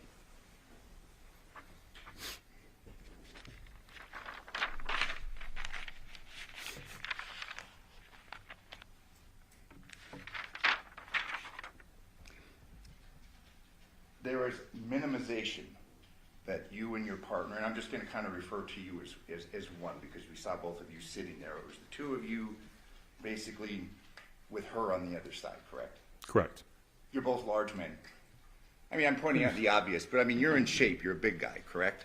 I would say average, but okay. I'm going to disagree with you, but so is your partner. He's a pretty beefy guy too, isn't he? Okay.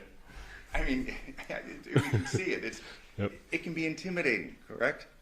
We did consider that. Like I said, this wasn't an interview room. It was a conference room. It's a larger room. Typically when we do interviews, we sit next to and across from. We had her seated at the head of the table, and we sat back a little bit. She's handcuffed. Correct. That kind of changes the dynamic a little bit, the power dynamic, doesn't it? Well, she's under arrest, yes. Yeah. And she was placed under arrest prior to your interviewing her. Yes.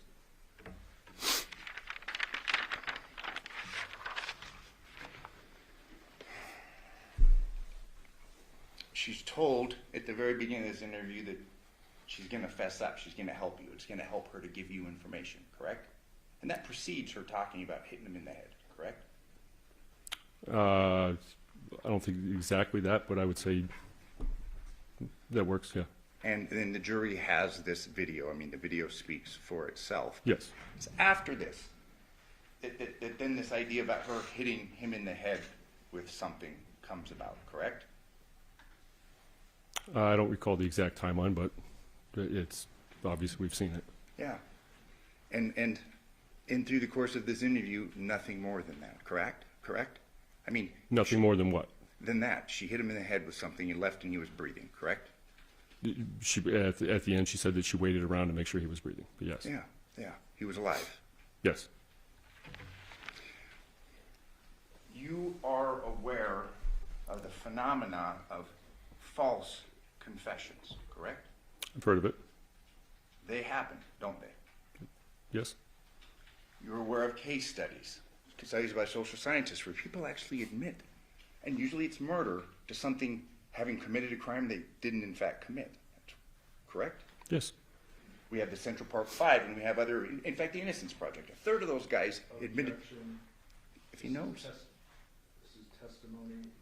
He's not an expert, and I would refute any alleged science behind that. There's a lot of it. Mr. Justice, he's not here to testify as an expert. You can talk to him about what he did, but we're not getting into things that are not an issue in this trial.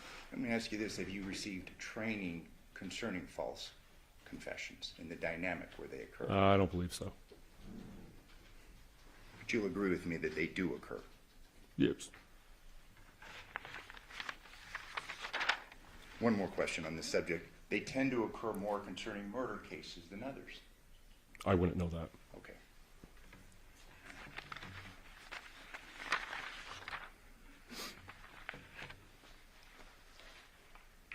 It's only after that you and your partner are basically swearing at her, telling her the shit's going to get real, saying, you know, about the kids and John, that then she kind of has this where she doesn't quite remember, correct? That's fair to say, and that's a fair summary of what occurred during this interview.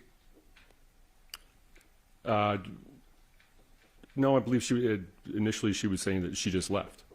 She just left. And then we confronted her on the evidence that she was there, and then she says, I don't remember. Okay, but, well, she's there, says she left, she's confronted, she's under arrest, she's handcuffed, and then we kind of get this story about maybe she hit him in the head with something. Fair to say? Sorry, what was that timeline again? Yeah. The video starts, she's handcuffed, she's Yes. under arrest, okay? Correct. Where we hear that she's been Mirandized previously that day, okay? Yes. Her first story is that, she says that she just left, and then when that doesn't help you to get her to admit to something, it gets confrontational. Fair? That's when we tell her that, hey, we have evidence that you were there, you didn't just leave. Okay. And then after this confrontation, and the evidence will speak for itself, then this idea that well, maybe she did something, correct? Maybe she hit him in the head, correct? Correct.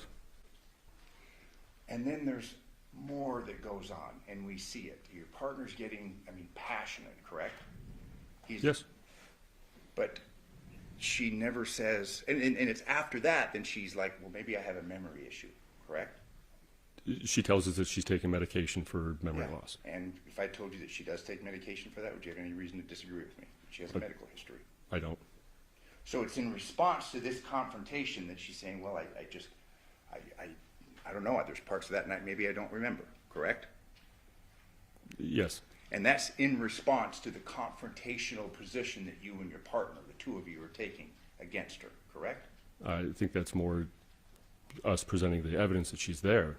So it and wasn't she doesn't have a confrontational, your voices weren't raised, you're yelling I don't at think her? it was that confrontational. To you, maybe. Okay, you've got a 230-pound woman that's handcuffed with you, correct? Yes. And then it's after that, then we see that there's, well, maybe I don't remember something, correct? Correct. But then later, she actually gets passionate with you and says, I did not do this, correct? Yes.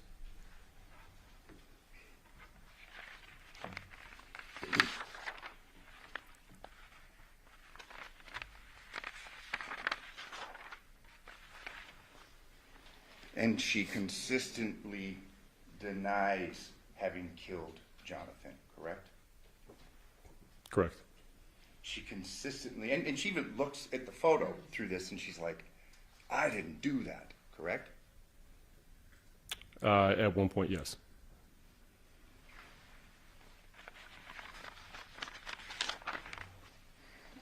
There's discussions to do what's going to happen after she's not going to be able to go home and things like that, and that was the last part of this interview, correct? I don't. And I'm not trying to confuse. I'm not trying. Yeah. We heard, and we heard that the tape or the video, the capacity was full, so we lost the video towards the last part of this, correct? Yes. And the rest of this interview is captured on the little handheld recording device, correct? Correct. She's done, correct? She's being taken away. It's done, correct? Yeah. Well, prior to even when the audio or the video was going, Detective Christopher steps out to get a patrol officer to transport her, and then I just sit there until the patrol officer shows up. But we have a conversation. Yes. Okay. I can get the court's indulgence, then.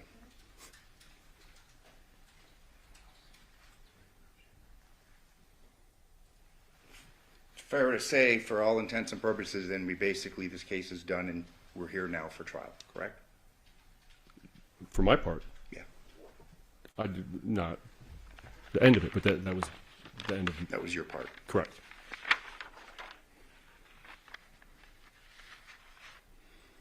Thank you. I have no further questions.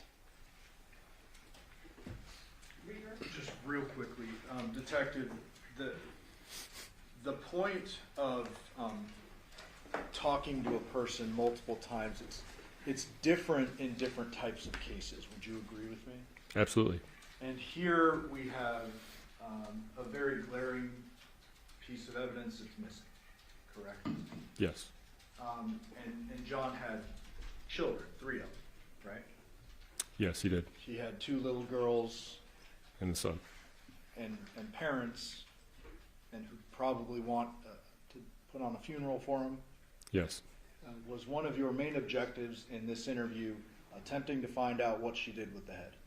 It was. Obviously, we always try to give the family some closure or whatever, but obviously finding a severed head would obviously help the family, I believe, with, some closure. I'll pass it. No, thank you. Do the ladies and gentlemen of the jury have any questions for this witness? Okay, seeing no response, sir, you are excused. Thank you very much for your testimony again today. Thank you.